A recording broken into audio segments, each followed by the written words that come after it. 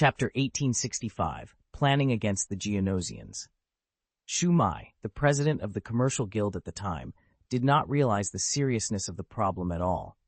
She attempted to unite several other corporate giants to oppose Count Dooku.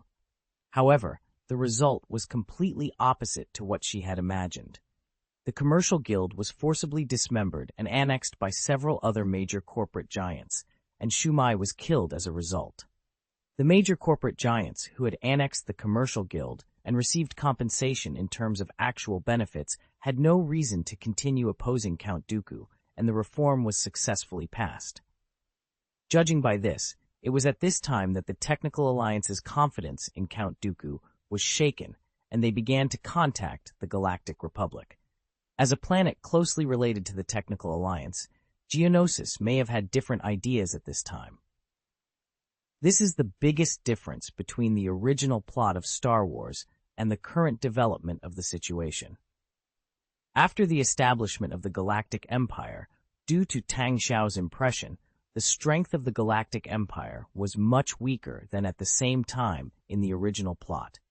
Therefore, it is impossible for them to implement a policy of extermination against these members of the Confederation of Independent Systems as in the original plot, and it is very possible that they will offer a certain price to win them over. As for the matter of the Geonosian Queen, Darth Sidious should have done it himself. With his methods, it is absolutely possible to capture Queen Karina and bring her back to the Empire. Tang Xiao touched the stubble on his chin and shook his head secretly. Regardless of the fact that the Geonosians are deeply hidden, they have not directly dealt with people like the Technical Alliance, who are half-hearted. It can only be said that Count Dooku is still holding on to illusions. He may believe that the Confederation of Independent Systems is weak relative to the Galactic Republic, so it must muster a stronger force. Dealing with 2 of the 5 major corporate giants in the early days of the Confederation of Independent Systems may cause political instability. What's more, the Technical Alliance controls a large number of industrial worlds.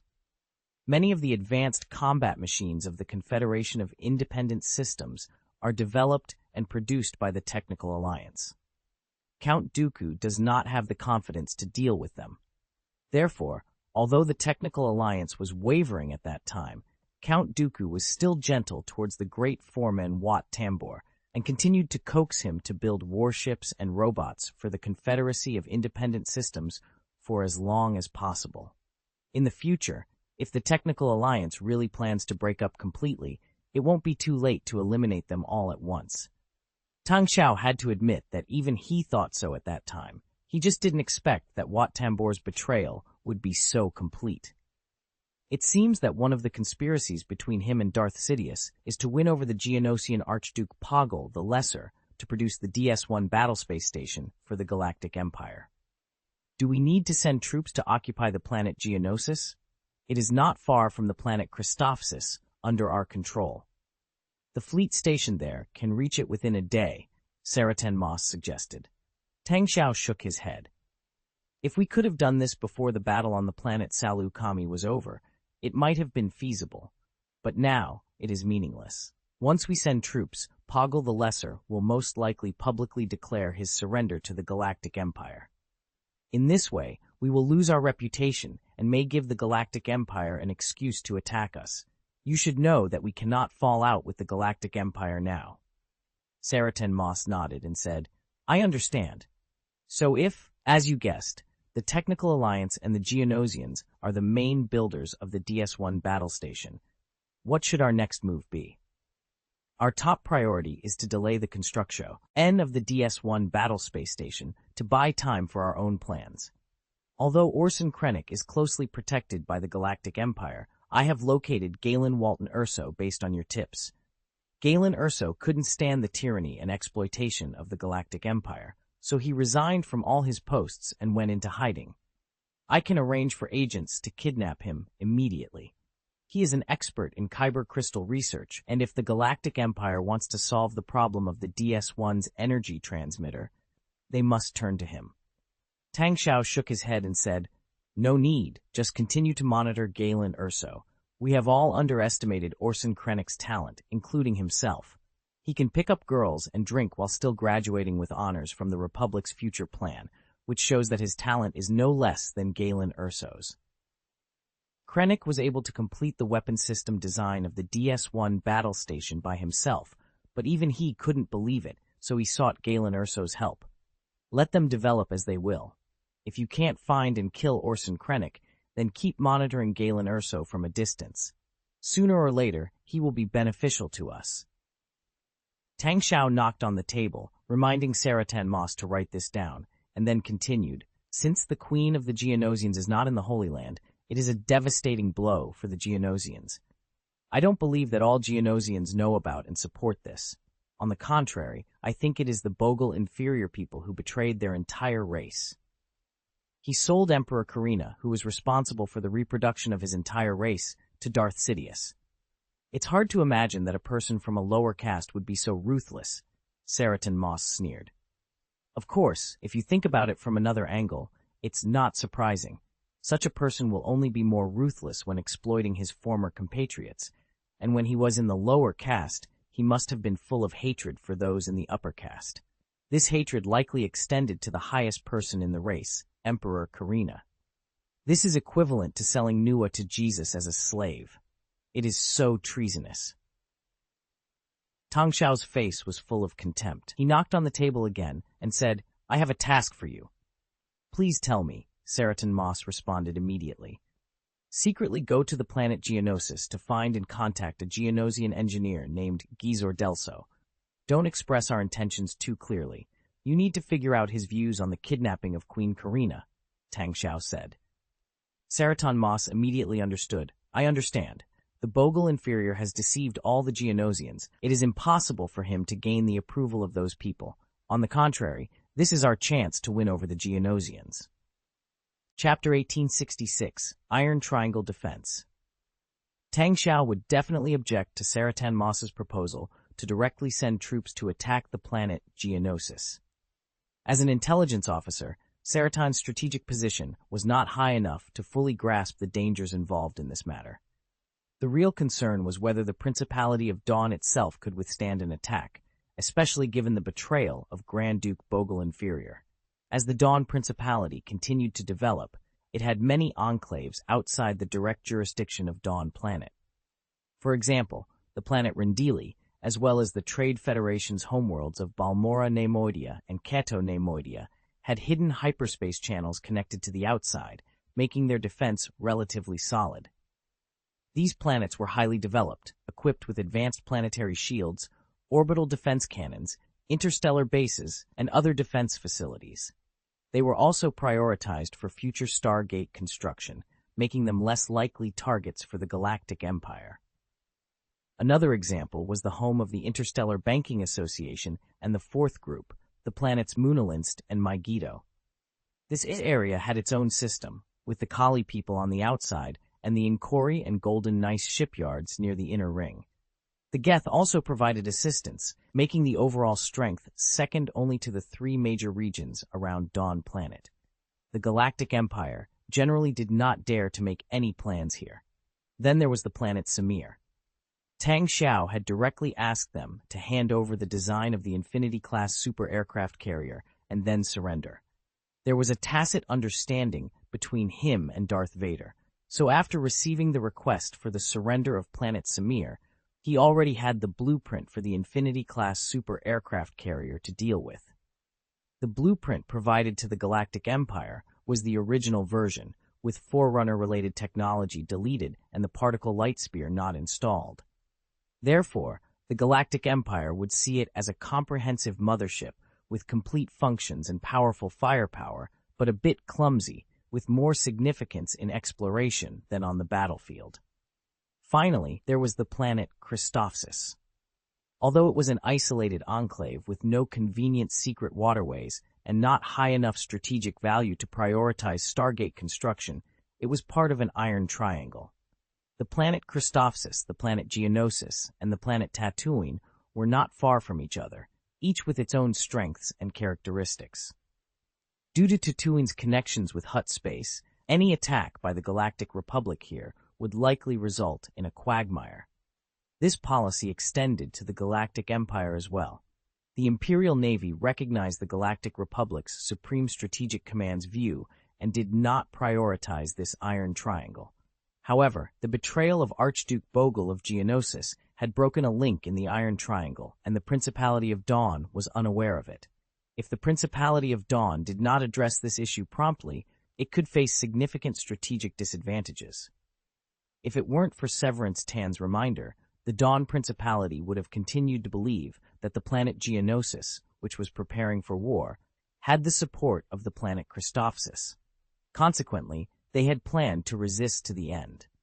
At that time, if Geonosis suddenly retaliated, cutting off the connection between Hutt space and Christophsis, and then the Galactic Empire's army invaded, the Iron Triangle would fall into enemy hands. Tang Xiao recognized the urgency of the situation. There was no time to convene a meeting with the Intelligence Department and General Staff Headquarters. He made a swift decision based on his own judgment: go to Gizo Delso. Tang Xiao concluded that the Queen of the Geonosians had been kidnapped and that this was a secret conspiracy. He needed to find Gizo Delso immediately to understand his stance. If Delso was unaware of the situation, Tang Xiao could use this information to win over Geonosis. Who is Gizo Delso? He is the great engineer of the Geonosian people and the manager of the massive underground robot factory on Geonosis. In the original plot, after Bogle Inferior was killed, Delso took up the banner of Geonosis to resist the Galactic Empire in a desperate situation. He restarted the combat robots and continued to fight against the Empire, which had occupied the entire galaxy for 7 years. Delso is a multifaceted individual, combining scientific research, engineering, leadership, and combat skills. He is also an extreme Geonosian nationalist, with no room for compromise with the Galactic Empire. He will fight to the end. Previously, Tang Xiao had misjudged Grand Duke Bogle's position and did not contact Gizo Delso rashly. Delso, being extremely loyal to Geonosis, was undoubtedly loyal to Bogle Inferior and would not have entertained Tang Xiao's overtures. But now, the situation had changed. The Queen of the Geonosians, Emperor Karina, had definitely not left Geonosis voluntarily. In Delso's eyes, the act of kidnapping the Queen was a betrayal. Tang Xiao needed to contact Gizo Delso as soon as possible to confirm the attitude of the remaining Geonosians on Geonosis and then instigate a rebellion to reorganize the Iron Triangle. Otherwise, if the Galactic Empire seized the opportunity and launched a subversive action on Christophsis, the Principality of Dawn would suffer significant losses. The Principality of Dawn could not afford to take the initiative to attack the Galactic Empire. Tang Xiao knew this, and so did Palpatine. The Galactic Empire also did not dare to attack the Principality of Dawn directly, but Palpatine could use non-military means to gradually weaken the peripheral forces of the Principality of Dawn. This could not be allowed to happen. Act immediately, before the Galactic Empire secretly attacks us, Tang Xiao ordered coldly. You can use all the intelligence resources of the Dawn Principality, Dark Templar warriors, ghost agents, everything. We must find Gizo Delso before the end of today. Understood, Saraton Moss responded in a deep voice, then closed the communication. Chapter 1867, Polar Research Institute, Death Star. Death Star. Tang Xiao muttered to himself as he leaned back on the sofa. After a long moment of contemplation, he suddenly stood up, addressed his assistant, and made his way to his exclusive spaceport. Within moments, the 20-meter-long, dagger-shaped Sith-exclusive fighter, Red Comet, flew out of the spaceport, quickly leaving the gravity well and entering hyperspace. Hoth is a snow-covered planet located in a remote area on the edge of the Milky Way, near the planet Bespin. In the original plot, this planet gained fame due to the Battle of Hoth, where the Galactic Empire and the Rebel Alliance clashed. The Empire deployed a large number of troops, including 8 ATs, and ultimately destroyed the Rebel Alliance base here. The famous scene where an X-Wing tripped up the long legs of an 8 AT walker with a grappling hook occurred during this battle.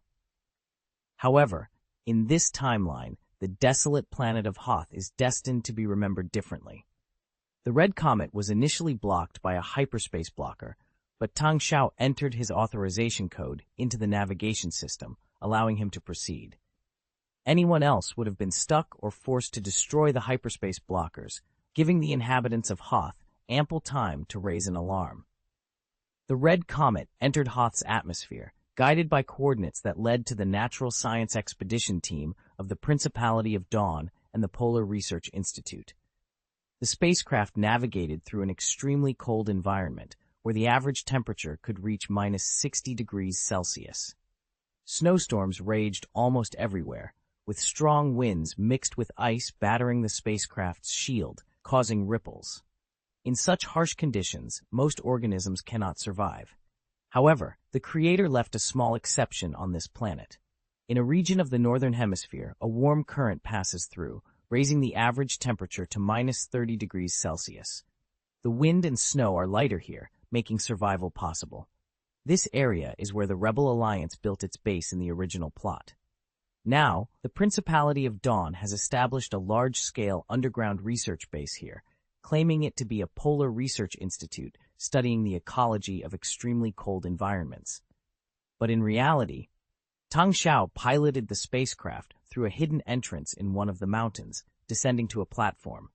This was a massive base built under a mountain, serving not only as a research base, but also as an engineering and manufacturing hub. This is where Tang Xiao studies ways to combat the Death Star, the biggest secret project of the Principality of Dawn. The base manager had been informed of Tang Xiao's personal arrival. As he stepped off the spacecraft, more than a dozen scientists and engineers came to greet him.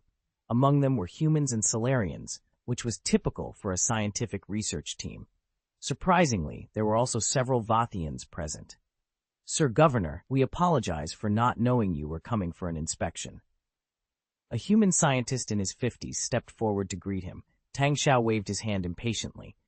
"No need for formalities, Professor Belefitoni. I need practical information. The danger is getting closer. According to intelligence, the Galactic Empire's star-destroying weapons preliminary design is complete and likely in the construction stage. We don't have much time left." Professor Belefitoni nodded. "We are already doing our best to carry out the necessary research and development." Tang Xiao walked towards the depths of the base, his mind focused on the problem at hand. "Show me," he said, his voice steady. It wasn't his first time here, so he navigated the corridors with ease. The others quickly followed, with Belefitoni keeping pace beside him. "We haven't yet solved the problem of superlight navigation, whether it's hyperspace or warp speed. Our current experiments are far from ideal," Belefitoni explained. "What's the difficulty?" Tang Xiao asked as they enter a massive laboratory. "There are discrepancies in the cosmological constants in our database, which prevent us from replicating the original design's ability to launch a cross-galaxy strike," Belefitoni replied, pulling up a simulation on the computer. On the screen, a single point of light flew out, surrounded by a flurry of changing data. The flight of this light point was not simple. It was simulating a complex process. As the light spot continued its journey, the data around it suddenly spiked, becoming overwhelmingly complicated. Despite this, the light spot maintained a constant speed, as if nothing had happened. Even Tang Xiao, a layman in this field, could tell that the simulation test had failed. "This is the result after we launch a nuclear bomb according to the method in the database. About 300,000 years later, this nuclear bomb can hit the planet Coruscant," Belefitoni said. "In the database, the universe where this technology originates isn't much different from ours. We can even build Ragnarok-class Titan battleships and Anchoron-class Titan battleships. Why can't we complete the construction of the Death Star cannon?" Tang Xiao's frustration was evident. The Death Star cannon was Tang Xiao's answer to the threat posed by the Galactic Empire's Death Star. This superweapon, inspired by sins of a solar empire, was a terrifying device capable of spanning countless planetary systems to launch bombings on another area of the galaxy. Although the names were similar, the Death Star cannon had distinct advantages and disadvantages compared to the Death Star. The Death Star had to travel to the target galaxy via hyperspace navigation, approach the target planet, and emit destructive rays to obliterate it. In contrast, the Death Star cannon could use an enormous accelerator to launch an equally powerful shell tens of thousands of light-years away, making it nearly impossible to defend against. the Death Star required extensive defensive facilities to protect it during its charge into battle. The Death Star cannon, however, could be fired from a safe distance. If the enemy wanted to retaliate, they would have to penetrate deep into the heart of the Principality of Dawn.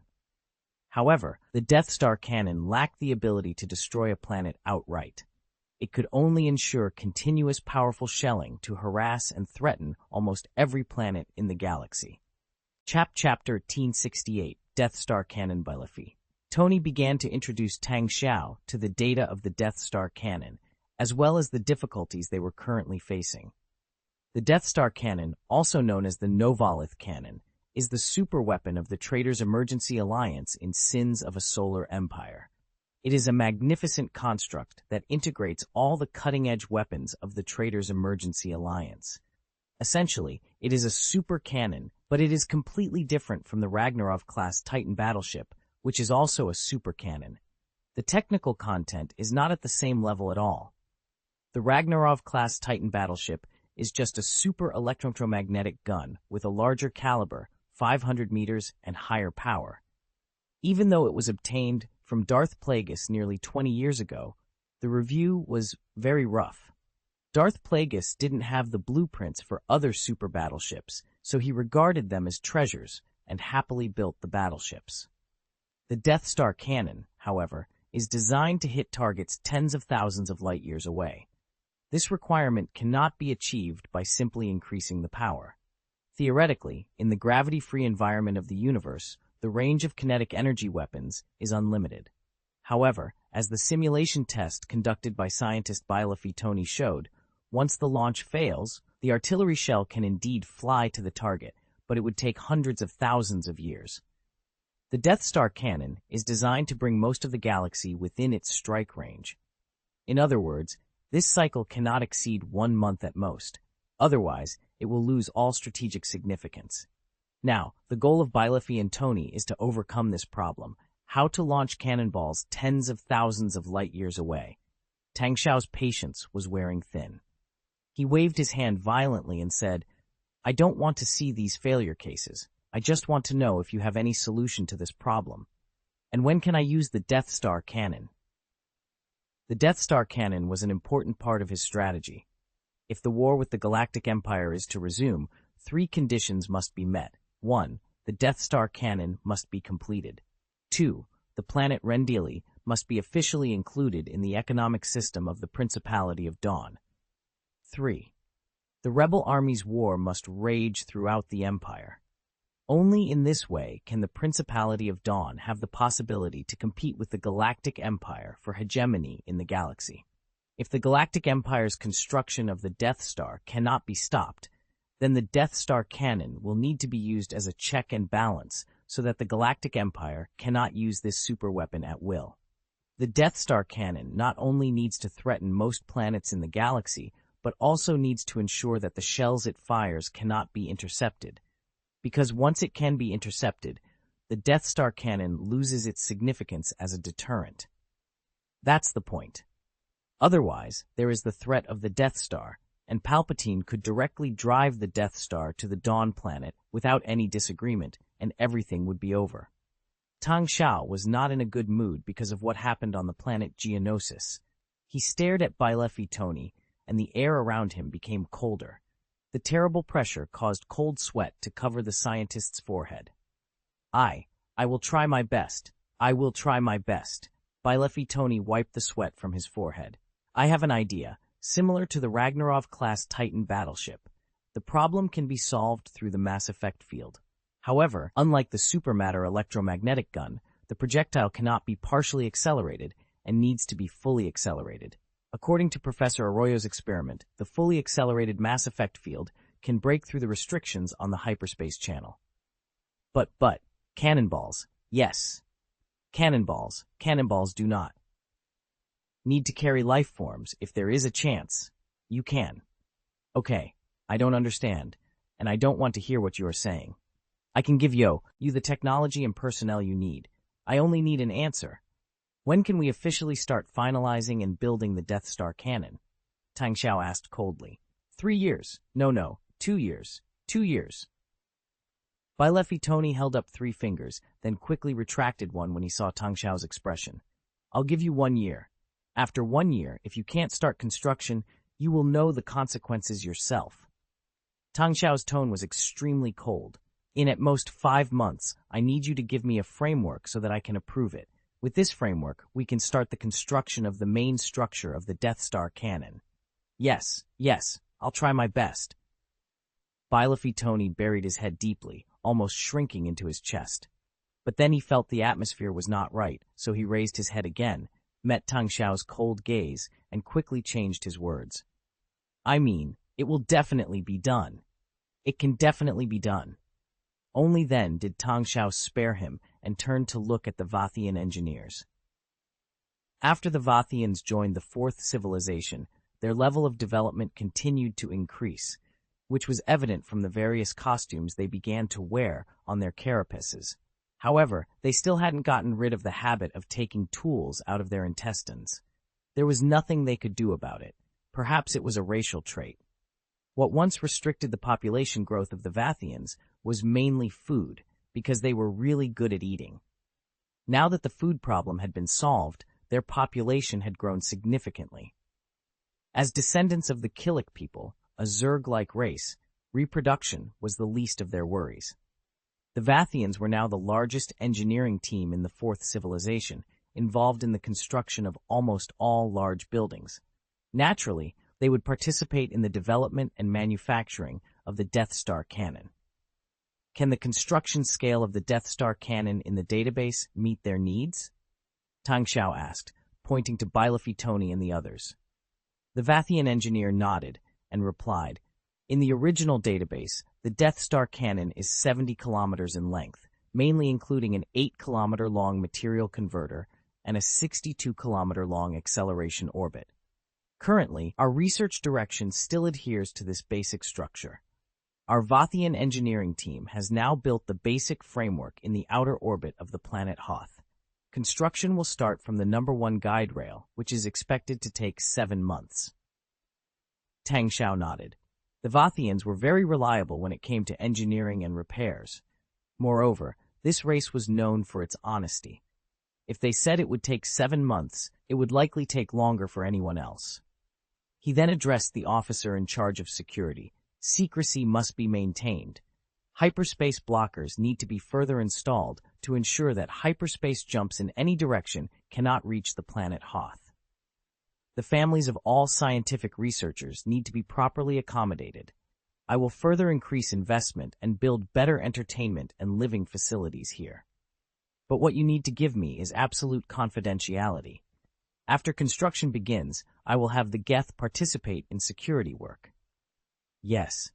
The officer broke into a cold sweat at the mention of the Geth. He knew Tang Xiao was trying to intimidate him.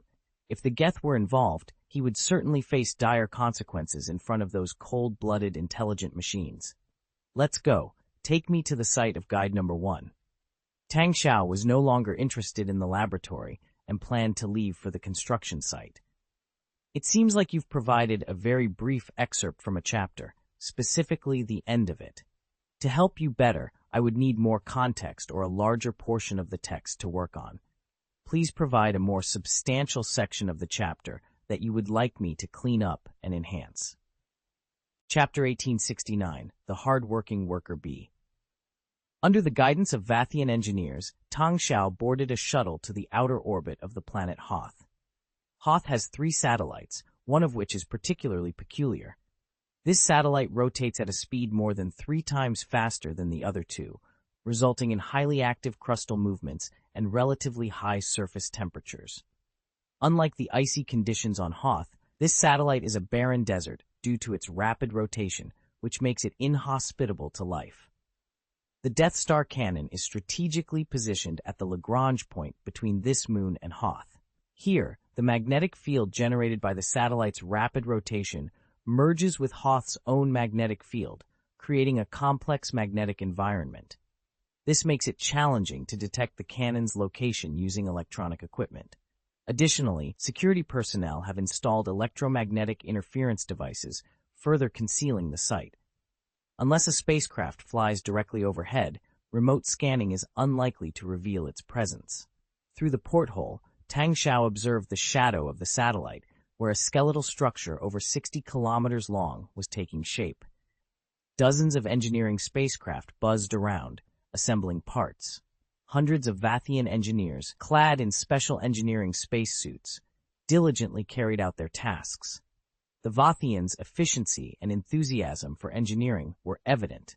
Tang Xiao couldn't help but suspect that the Vathians' ancestors might have been worker bees in the Killik swarm, given their affinity for infrastructure and massive structures. The Death Star cannon project was still in its early stages. The design was incomplete, and the firing mechanism had yet to be finalized. The final product would likely differ significantly from the original database design. To expedite construction, Tang Xiao instructed the Vathians to follow the initial design, with the understanding that modifications could be made once the formal design was completed. This approach risked rendering the current work obsolete, but the Vathians embraced the challenge without hesitation. Unlike other races that might strike or quit, the Vathians eagerly commenced construction. Tang Xiao marveled at the Vathians' dedication, recalling the giant Dyson sphere they were building around their home star. This superstructure, which encircled the star's equator, was nearing completion and would soon become a Dyson ring. Such a perfect race of engineers was a rare find. After thoroughly inspecting the project's progress, Tang Xiao instructed Bilafitoni to finalize the Death Star cannon's firing mechanism design as soon as possible before departing. Overall, the project's progress met his expectations. Encountering difficulties was inevitable. The absence of problems would have been more concerning. The key was not the number of issues, but ensuring they were identified and addressed. Compared to the Galactic Empire's Death Star, the Death Star cannon's design, development, and construction were progressing more smoothly. The Death Star was built from scratch, whereas the Death Star cannon had existing technology to build upon. The Galactic Empire's Death Star project involved thousands of companies, tens of thousands of research projects, and millions of people. In contrast, the Death Star cannon required only a dedicated scientific research team to analyze and refine the technology. In the database, the amount of work between the two is vastly different. The Death Star is a sphere with a diameter of 160 kilometers and a surface area of 45,000 square kilometers. Although the Death Star cannon is 70 kilometers long, it consists of only a few guide rails. The engineering volume might be just 1% of that of the Death Star. Moreover, during the construction of the Death Star, there were numerous leaks and strikes. In the original plot, the entire construction period lasted 20 years. In terms of time, the Death Star cannon also has a huge advantage. This is why, despite the many destroying weapons in the database, Tang Xiao chose the seemingly weaker Death Star cannon. The Principality of Dawn is currently focused on integrating the 600 billion people on the planet Rendali and building a more powerful fleet. This has consumed a significant amount of industrial production capacity, leaving no room for another star-destroying weapon that might be more powerful but also requires enormous resources. Although the Death Star cannon is not as powerful as the Death Star, which can turn a planet into a mine with one shot, it has a very long range. If the construction of the Death Star cannot be stopped, Tang Xiao can still threaten Palpatine. He could say, "If you dare to use the Death Star to bomb my planet, then I will bombard the center of the Empire, the planet Coruscant, with 3 consecutive shots at its moon." Of course, if Palpatine decides to take the Death Star all the way to Dawn Planet, fights for the Empire Center, and turns Dawn Planet into a mine, then there is no other option but to fight to the end. Tang Xiao believes that by that time, the rebel army, which has spread throughout the galaxy, will definitely take action. While Tang Xiao and Palpatine were both preoccupied with their internal affairs and building their superweapons, the situation in the Mandalorian sector had become increasingly complicated. The Mandalorian sector is not strictly a sector division on the Milky Way star map, but is composed of several sectors combined. This sector was once the Neutrals Alliance led by the Grand Duchess of Mandalore, Satine Kryze, during the Clone Wars. Now that the Neutrals Alliance has collapsed, for easier understanding, This sector is called the Mandalorian sector. At its peak, the Neutrals Alliance included 1,500 galaxies, but this number refers to the galaxies with intelligent civilizations. In reality, the Neutral Alliance controlled tens of thousands of planetary systems. The political situation on the planet Mandalore was already very complicated during the Clone Wars.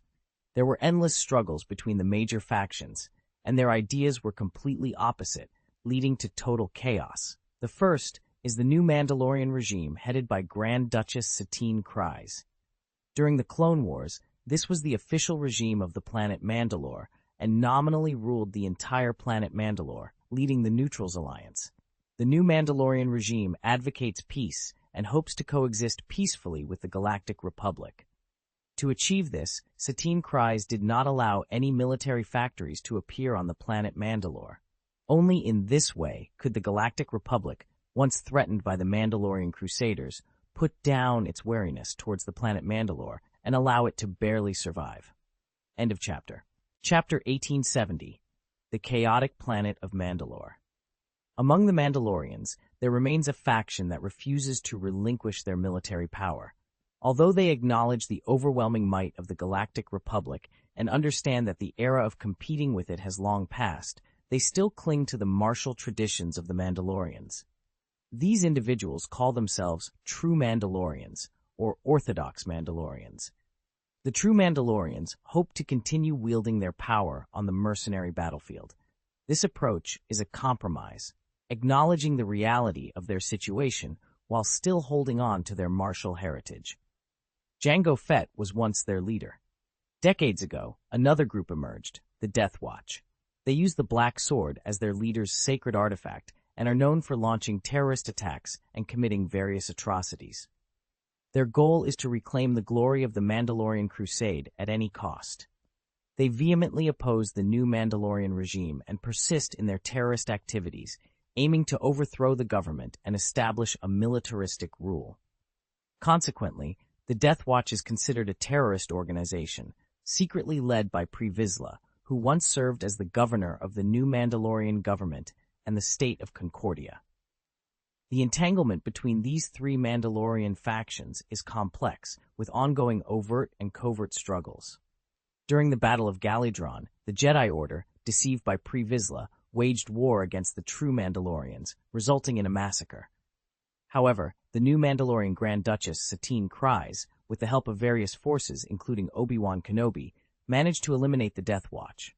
Despite this, Pre Vizsla remained undiscovered, continuing to serve as the governor of Concordia, outwardly loyal to Satine Kryze, while secretly running the state with vigor. For about 20 years, the planet Mandalore experienced peace. Grand Duchess Satine Kryze worked tirelessly for the survival and development of Mandalore, achieving significant progress. The planet began to prosper, and the people's lives improved as they gradually emerged from the shadows of war and destruction. However, the outbreak of the Clone Wars threatened this peace. To keep Mandalore away from the conflict, Grand Duchess Satine Kryze used her exceptional talents and Mandalore's influence to form the Neutral Systems Alliance, comprising over 1,500 surrounding planets. The Neutral Systems Alliance refused to participate in the war, but as a member of the Galactic Republic, did not deny the Republic supplies, such as food, medicine, light industry products, and daily necessities. They only refused to provide war-related materials. Although the Galactic Republic was dissatisfied, they had no grounds for complaint. Satine Kryze had already set a precedent by ensuring there were no military-industrial enterprises on Mandalore. The Republic couldn't demand that Mandalore re-establish its military-industrial system, as that would mean actively arming the Mandalorians. Thus, they could only acquiesce. Despite Satine Kryze's efforts to keep Mandalore away from the war, conflict inevitably found its way to her doorstep. The Mandalorians' reputation as the galaxy's strongest warriors persisted, even though the Mandalorian Crusaders had been destroyed for millennia. The fighting spirit in their blood remained coveted. At the height of the Clone Wars, the Death Watch, thought to have been eliminated, resurfaced. Pre Vizsla revealed his true intentions, kidnapping Grand Duchess Satine and taking control of the residents of Sundari. Chapter 1. The Chaos of Mandalore. Sundari City, the capital of the planet Mandalore, was thrown into turmoil through the use of a mysterious brainwashing device. Following this, Sundari City held a referendum and unilaterally declared independence from the Galactic Republic. The outside world, unaware of the events within Sundari City, took the referendum at face value. The Galactic Republic immediately branded Mandalore as a traitor and prepared to send troops to attack. However, the conspiracy orchestrated by extraordinary Vizsla was thwarted by Obi-Wan Kenobi, who was temporarily working for Darth Malthal under the guise of the Hermit. Obi-Wan managed to destroy the brainwashing device, but Vizsla, anticipating such a move, escaped quickly. After rescuing Satine Kryze, Obi-Wan discovered that she had been severely affected by the brainwashing device, rendering her almost incapacitated. Abandoning his hermit disguise, Obi-Wan disappeared with Satine Kryze. The Dawn planet, distant and uninvolved, could not influence the unfolding events on Mandalore. With the disappearance of Grand Duchess Satine Kryze, Almec, the governor of Mandalore, announced that he would temporarily assume the position of Grand Duke to continue ruling the planet. By this time, however, the Neutrals Alliance had disintegrated. The leader of the Neutrals Alliance had declared independence, an act tantamount to war. The planets that had aligned with Mandalore to avoid conflict now found themselves unable to continue their association. Mandalore was plunged into chaos by the previous independence referendum, and internal conflicts erupted uncontrollably. Faced with escalating internal strife and the imminent threat of a Galactic Republic invasion, Prime Minister Almec found himself in a precarious position. He neither dared to seek assistance from the Confederation of Independent Systems nor return to the Galactic Republic, fearing retribution. The Galactic Republic's past punishment for Mandalore, the Mandalorian excision 700 years ago, had been severe, orbital bombardment that turned the planet into a white desert. Caught in indecision, Mandalore found itself in a dire situation, alienated both internally and externally. The Galactic Republic responded swiftly. Master Windu led the main fleet of the Second System Army to the Neutral Alliance, aiming to resolve the Mandalore crisis. Meanwhile, the Confederation of Independent Systems seized the opportunity to garner support among the Neutrals Alliance, further complicating the situation on Mandalore. Amidst this chaos, the true mastermind, Darth Tenebris, set his real plan into motion. Under his direction, Extraordinary Vizsla secretly contacted Master Windu on behalf of the Death Watch, proposing that the Death Watch stabilize Mandalore in exchange for the Galactic Republic recognizing their legitimacy. At that time, Master Windu, seeking independence from Sith Lord Darth Sidious and in need of allies, agreed to Vizsla's proposal. Extraordinary Vizsla re-emerged on Mandalore, this time with a powerful ally, Bo-Katan Kryze, Satine Kryze's sister, who had joined the Death Watch.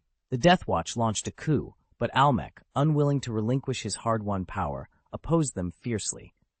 Despite the Death Watch's notorious reputation as terrorists, Almec garnered significant support, leading to a fierce struggle and conflict on the planet. Chapter 2: The Struggle for Power. The streets of Sundari City were filled with tension as the Death Watch and Almec's forces clashed. Buildings were damaged, and civilians were caught in the crossfire. Bo-Katan Kryze, leading the Death Watch, fought with determination, her loyalty to her sister driving her actions. Almec, on the other hand, used every resource at his disposal to maintain control. Obi-Wan Kenobi, now in hiding with Satine Kryze, watched the chaos unfold from a distance. He knew that Mandalore's future hung in the balance, and that the outcome of this conflict would shape the fate of the entire planet. As he tended to Satine, he pondered his next move, aware that his involvement could tip the scales. Meanwhile, Master Windu's fleet arrived in the Mandalore system, ready to intervene. The presence of the Galactic Republic's forces added another layer of complexity to the already volatile situation. The Confederation of Independent Systems, not to be outdone, sent covert operatives to support their allies within the Neutrals Alliance. As the battle for control of Mandalore raged on, Darth Tenebris watched from the shadows, his plans unfolding exactly as he had envisioned. The chaos and conflict served his purposes, weakening both the Galactic Republic and the Confederation of Independent Systems, and bringing him closer to his ultimate goal. In the midst of the turmoil, the people of Mandalore could only hope for a resolution that would bring peace to their war-torn planet. But with so many powerful forces at play, the path to peace seemed more uncertain than ever. The intensity of this conflict on planet Mandalore is high. It does not reach the level of a civil war. It can be regarded as a coexistence of political struggle and armed conflict. After all, the current leader, Chow Vizsla, has caught the scent of the Mandalorian throne. Naturally, he is not willing to truly ignite a civil war and destroy the Mandalorian planet that has finally developed. Little did they know that Master Windu's fleet did not last long before it was annihilated by Severance Tan. Half of the main fleet of the Second Galaxy Army was destroyed. Most of the remaining warships were seriously damaged and fled back to the Galactic Republic in panic. Seeing that the situation was dire, Master Windu fled with Ki-Adi-Mundi and others, disappearing from everyone's sight. However, Severance Tan was unable to intervene in Mandalore's remaining forces at this time. She also suffered heavy losses in the process of defeating Master Windu, so she retreated to the Confederacy of Independent Systems' secret robot base near the planet Akiva to recuperate. The planet Akiva subsequently became the headquarters of Severance Tan. Count Dooku followed suit and appointed Severance Tan as the governor of Akiva and the admiral of the Confederacy of Independent Systems, allowing her and her small fleet to be stationed there, waiting for opportunities to raid the rear of the Galactic Republic and support operations on the planet Salukami. During this period, Chow Vizsla, who was secretly supported by Darth Tenebris, finally defeated Almec. Being shrewd, he did not step forward personally, but instead let Bo-Katan Kryze, who was just in her early 20s at the time, serve as the Grand Duchess of Mandalore, while he himself became the Prime Minister of Mandalore. Bo-Katan Kryze is the sister of Satine Kryze. The Kryze family is also one of the aristocratic families that have continued on the planet Mandalore.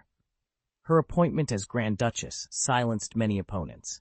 Moreover, Bo-Katan Kryze was still just a hot-blooded girl at this time and had no knowledge of administrative management. The power of the planet Mandalore remained in the hands of Chow Vizsla. At this time, it was also the critical moment when Palpatine announced that he would reorganize the Galactic Republic into the Galactic Empire and ascend the throne to proclaim himself emperor. Chow Vizsla immediately announced his support for Palpatine's new title. This move also successfully won Palpatine's favor, and the Galactic Empire officially recognized the political status quo of Mandalore.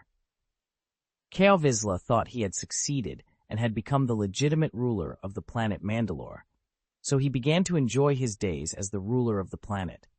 Internally, he implemented a high-pressure policy, spreading white terror to every corner of the planet and punishing any opponent with capital punishment. At the same time, he carried out bloody repression and revenge against previous Almec supporters, imprisoning and even secretly executing a large number of innocent people. As the leader of the Death Guard, Chow Vizsla also had to respond to the Death Guard's needs, which included expanding the army and preparing for war. Chow Vizsla began to rebuild Mandalore's army and built a military factory on the planet to manufacture his own fighter jets. At the same time, Beskar steel was mined extensively to manufacture Death Guard armor in large quantities. He also issued a decree to implement compulsory military service and established an army of millions of people. Chow Vizsla, who was already carried away with himself at this moment, did not know that his behavior had already attracted several cold looks. One came from the Emperor of the Galactic Empire, Palpatine, another from Severance Tan, a famous Confederate general stationed on the planet Akiva, and yet another from the Grand Duke of Liming Principality, Tang Xiao. In an unknown valley on the planet Dathomir, another figure gazed coldly at the planet Mandalore on the star map. This was John Shen, another apprentice of Darth Tenebris. Paranormal Vizsla believed that Darth Tenebris had chosen him as his agent to rule Mandalore. Given the complex situation on Mandalore, the best approach seemed to be allowing the Mandalorians to govern themselves. On this point, the Galactic Republic, the Galactic Empire, and the Principality of Dawn all shared a consistent attitude. However, Paranormal Vizsla was unaware of Darth Tenebris's true intentions. He did not know that Darth Tenebris was dead and that John Shen had inherited his legacy and the vast conspiracy he had laid out. If he had known, perhaps he wouldn't have been so arrogant. But before all this could unfold, Paranormal Vizsla remained comfortably seated on the throne of Mandalore. 1 year after the establishment of the Galactic Empire, the first Infinity-class super aircraft carrier, the Infinity, entered active service. It was assigned to Severance Tan's small fleet on the planet Akiva, becoming Tan's new flagship. Despite this, Severance Tan was not in a hurry to take action against Mandalore. At that time, the Galactic Empire was still attacking the planet Salukami, and Tan's fleet had to be dispatched periodically to harass the Empire's rear, containing their fleet and preventing a full-scale assault. The defensive battle on Salukami did not fully showcase Severance Tan's commanding prowess. With General Grievous and Admiral Trench also in play, the situation was complex. However, continuous harassment and raids on the Galactic Empire's rear were Severance Tan's specialty. After being strengthened by the Spartan Project, Jango Fett, along with 20 other true Mandalorian warriors and Master Chief John 117, arrived on the planet Akiva to join Severance Tan's staff. With this formidable team, General Tan began planning for Mandalore. Through numerous discussions with Jango Fett, Severance Tan realized that defeating Paranormal Vizsla on Mandalore could not be achieved through force alone. The support of the Mandalorian people was crucial. The Death Watch remained unpopular on Mandalore, and only by fully mobilizing the populace could they hope to overthrow Paranormal Vizsla. At this time, Severance Tan also received a secret order from Tang Xiao, Protect Bo-Katan Kryze, Chapter 8 1871, Chapter 1872, Bo-Kect Botan Kryze. This mission is a bit unexpected because Bo-Katan Kryze is, at least nominally, the Grand Duchess and supreme ruler of the planet Mandalore. Bo-Katan had already joined the Death Watch when she was still in her teens. At that time, she was a passionate young girl who strongly agreed with the Death Watch's extreme military doctrine. When Satine Kryze was the Grand Duchess, she and Bo-Katan quarreled countless times over the Death Watch issue. No matter how hard her sister tried to persuade her, it was of no use. In the end, Bo-Katan ran away from home and joined the Death Watch. The main reason for this was the death of their father. He died during the Civil War on Mandalore, specifically in the Battle of Galadron, where the true Mandalorians were massacred by the Jedi Order. Before dying in battle, their father sent Satine Kryze to Coruscant to study. Bo-Katan was not born yet at that time, so after she was born, she faced a Mandalore devastated by war. Note, the exact birth dates of Bo-Katan Kryze and Satine Kryze are not determined due to the numerous events they experienced over a long period. The age difference between the two should be at least 20 years. During the 19 BBY Shadow Legion incident in the Clone Wars, Bo-Katan Kryze should have been around 16 years old. Additionally, someone asked about Din Djarin's age. He was born in 19 BBY, making him at least 16 years younger than Bo-Katan, so he should call her Aunt. Satine Kryze, who received an elite education on Coruscant, returned to Mandalore and led the Mandalorians onto a path of peaceful development. In contrast, Bo-Katan, who grew up amidst the flames of war, accepted the Death Watch's military doctrine of respecting the strong and survival of the fittest. Now, with the support of Pre Vizsla, Bo-Katan Kryze has become the Grand Duchess of Mandalore and reached the pinnacle of power. For this 20-year-old girl, who still has a bit of a youthful mindset, it is not difficult to guess what she will think. She must be very satisfied and believes that the whole world is at her feet. Most importantly, judging from her public speeches, Bo-Katan Kryze clearly believes that she became the Grand Duchess because she is on the right path. She thinks that her sister Satine Kryze's tragedy was due to disarming Mandalore, thus leaving the fate of their race in the hands of the Galactic Republic. In reality, this is just consequentialism. When Satine Kryze became Grand Duchess, Mandalore was undergoing a civil war, and the Jedi Order wiped out the true Mandalorians without careful identification. Additionally, Mandalore had just begun to improve slightly 700 years ago, which immediately attracted the attention of the Galactic Republic, leading to unjustifiable orbital bombings. Under such circumstances, what could be done to ensure the survival of the people on Mandalore? Rearm and face another orbital bombardment by the Galactic Republic? Don't think it's impossible. Judging from the way the Jedi Order wiped out the true Mandalorians without hesitation, the Galactic Republic was very wary of Mandalore. So what Satine Kryze did was to completely disarm Mandalore and show a harmless side to the Galactic Republic. Maybe there was a better way at that time, but Satine Kryze's actions should not be entirely negated. Although she made the Mandalorians live in vain, at least they were still alive. At least they could develop their own automobile manufacturing and processing industries. The people on the Mandalorian planet now enjoy better food and wear warmer clothes.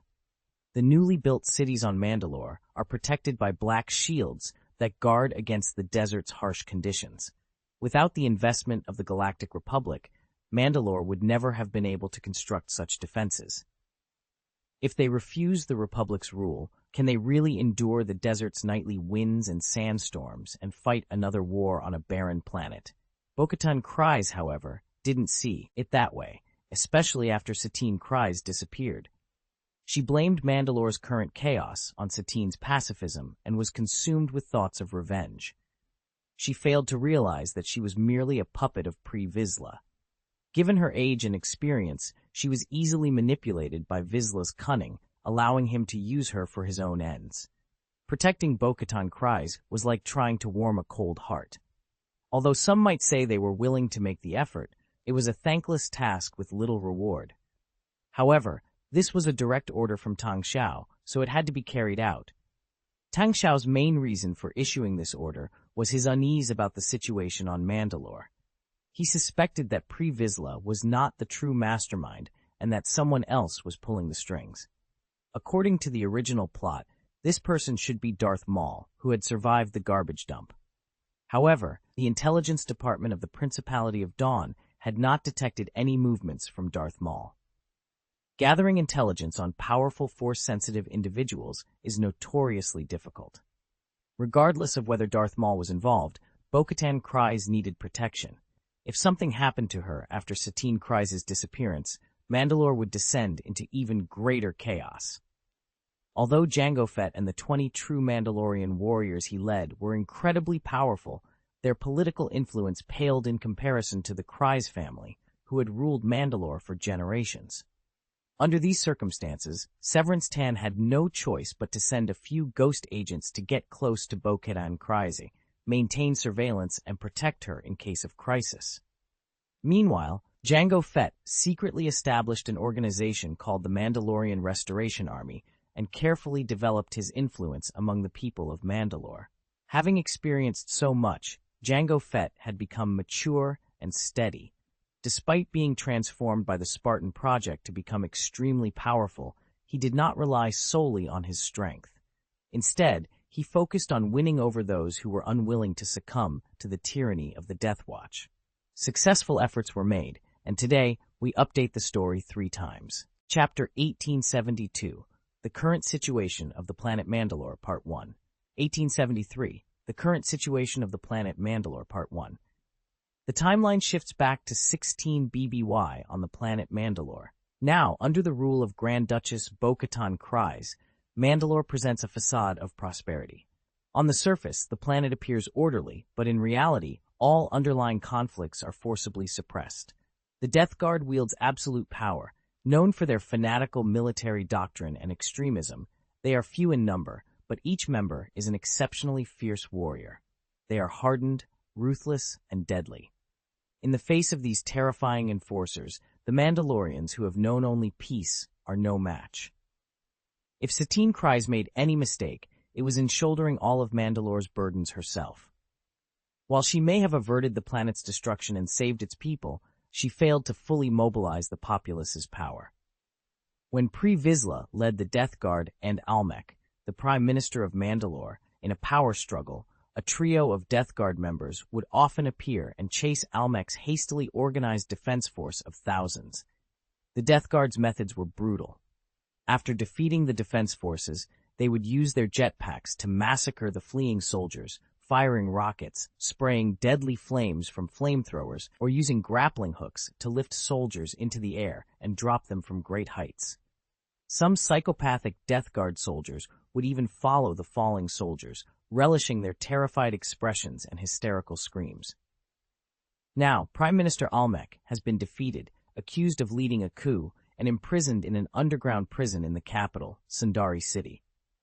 Pre Vizsla, who now rules Mandalore, has established a powerful army. He is not foolish. He knows that expanding the military and preparing for war will draw the ire of the Galactic Empire, but he feels compelled to continue down this dark path. The first reason is that this is the plan of the terrifying Sith Lord, Darth Tenebris. After witnessing Tenebris's immense power, Pre Vizsla dared not show any disobedience.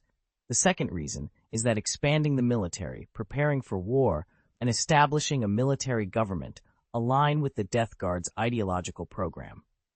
If Pre Vizsla were to deviate from this program, he would lose the Death Guard's loyalty. In the 3 years following Almec's defeat, Pre Vizsla built an army of 1 million men and subjected them to rigorous training. To meet the demand for military equipment, he expanded the Beskar steel smelting plant and increased the production of Beskar steel. Additionally, some private factories were nationalized and converted into production lines for blasters and combat armor.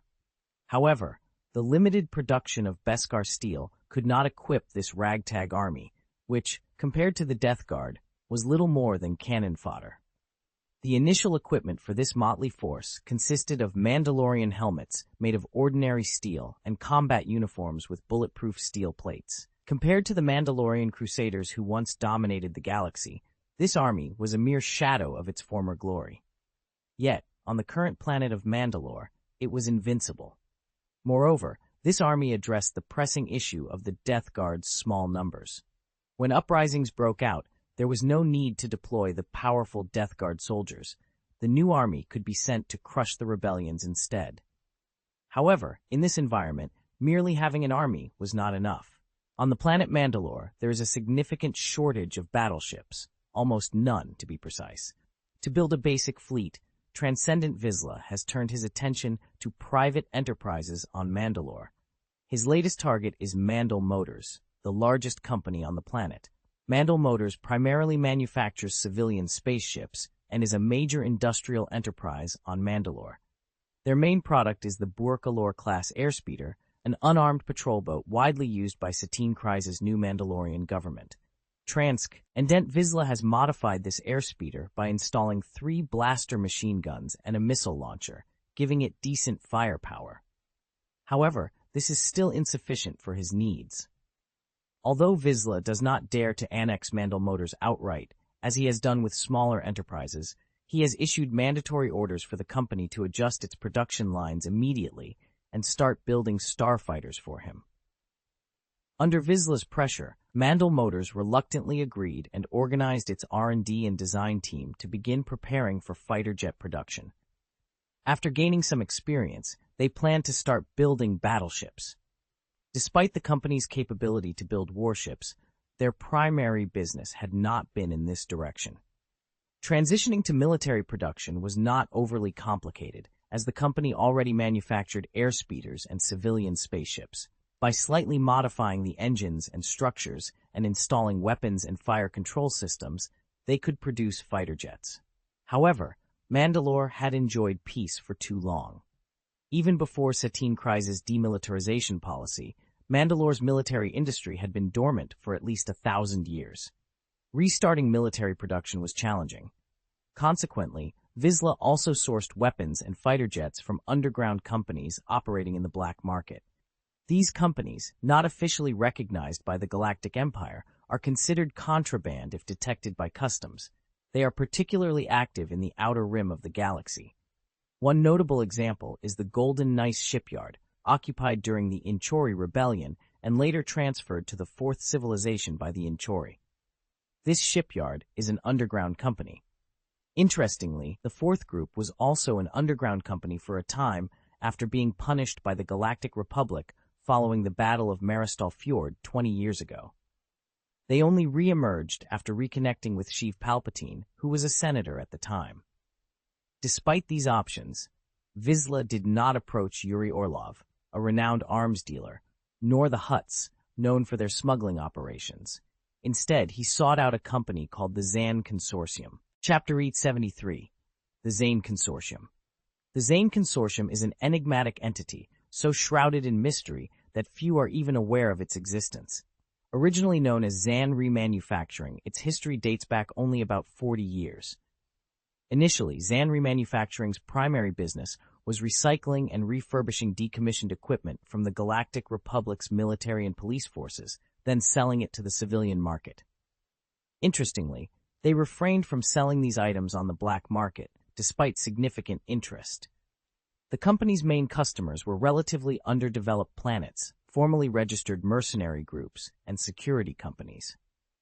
The founder, Old Zane, was a conscientious businessman. The business reached its peak during the Clone Wars, recycling a vast amount of military equipment. Due to the continuous upgrades by the Galactic Republic, even warships like the Carrack-class light cruiser were acquired by Zan Remanufacturing. These ships were downgraded and modified, with weapons and shields reduced to civilian standards before being sold. Despite the Jaeger-class battlecruisers receiving criticism for their combat performance, Zan Remanufacturing even managed to recycle some damaged ones. Recycling such capital ships required official permission, and the flow of parts after disassembly had to be directed to officially designated customers. This relatively small company, with its extensive connections and industrial foundation, underwent a dramatic transformation because of one individual. This person propelled the Zane Consortium into a formidable entity that even the Galactic Empire found troublesome. They maintained a complex relationship with the Rebel Alliance, sometimes as enemies and sometimes as allies, and even dared to compete directly with the Galactic Empire's fleet. After a brief but dazzling rise, the Zane Consortium was eventually defeated, leaving behind a short but impactful history before disappearing into the vast expanse of the universe. Due to a series of changes triggered by Tang Xiao's rise, the development trajectory of the Zane Consortium diverged from its original path. However, the individual who brought Zan Remanufacturing to its historical turning point remained the same: Old Zane's son, Tiber Zan. 2 years before the founding of the Galactic Empire, Tiber Zan became the apprentice of Darth Tenebris alongside John Shen. Although Tiber Zan's talent in the Force was minimal, Darth Tenebris valued him for a different reason: his innate talent for crime. Tiber Zan was a born criminal. As a child, he was sent to college by his father, where he began organizing gambling rings and running a gambling machine similar to a card flop machine, making a substantial amount of money before being expelled. Darth Tenebris discovered Tiber Zan and used constant hints and inducements to manipulate him into killing his parents. Tiber then inherited Zan Remanufacturing and reorganized it into the Zane Consortium. During the initial period, Tiber Zan had to learn from Darth Tenebris, so the management of the Zane Consortium was handled by Darth Tenebris and Shen Chowan. Darth Tenebris, who was also a renowned spaceship designer, managed the company with expertise. His experience in teaching Darth Plagueis and managing the company contributed to the rapid development of the Zane Consortium. With the acquisition of some of Darth Tenebris's hidden connections and resources, the Zane Consortium quickly emerged as a significant industrial group in the Outer Rim star region. Moreover, Darth Tenebris. The Zane Consortium had always maintained a low profile, avoiding any involvement in black market transactions.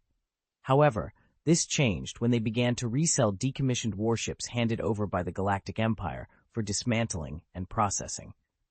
Following the establishment of the Galactic Empire and subsequent military reforms, a large number of Jaeger-class battlecruisers were retired. These decommissioned warships required careful dismantling to prevent the leakage of dangerous substances. This involved removing engines, draining fuel, cleaning reactors, and emptying ammunition depots. Additionally, critical components such as chips, databases, control cores, and military-grade turbolasers needed to be extracted to prevent them from entering the black market. The remaining parts, some of which were recycled by Kuat Power Shipyard to build Chaser-class aircraft carriers, were often too tedious and time-consuming for large companies like Kuat Power Shipyard and Sheena Fleet Systems to handle. Consequently, these tasks were outsourced to smaller companies.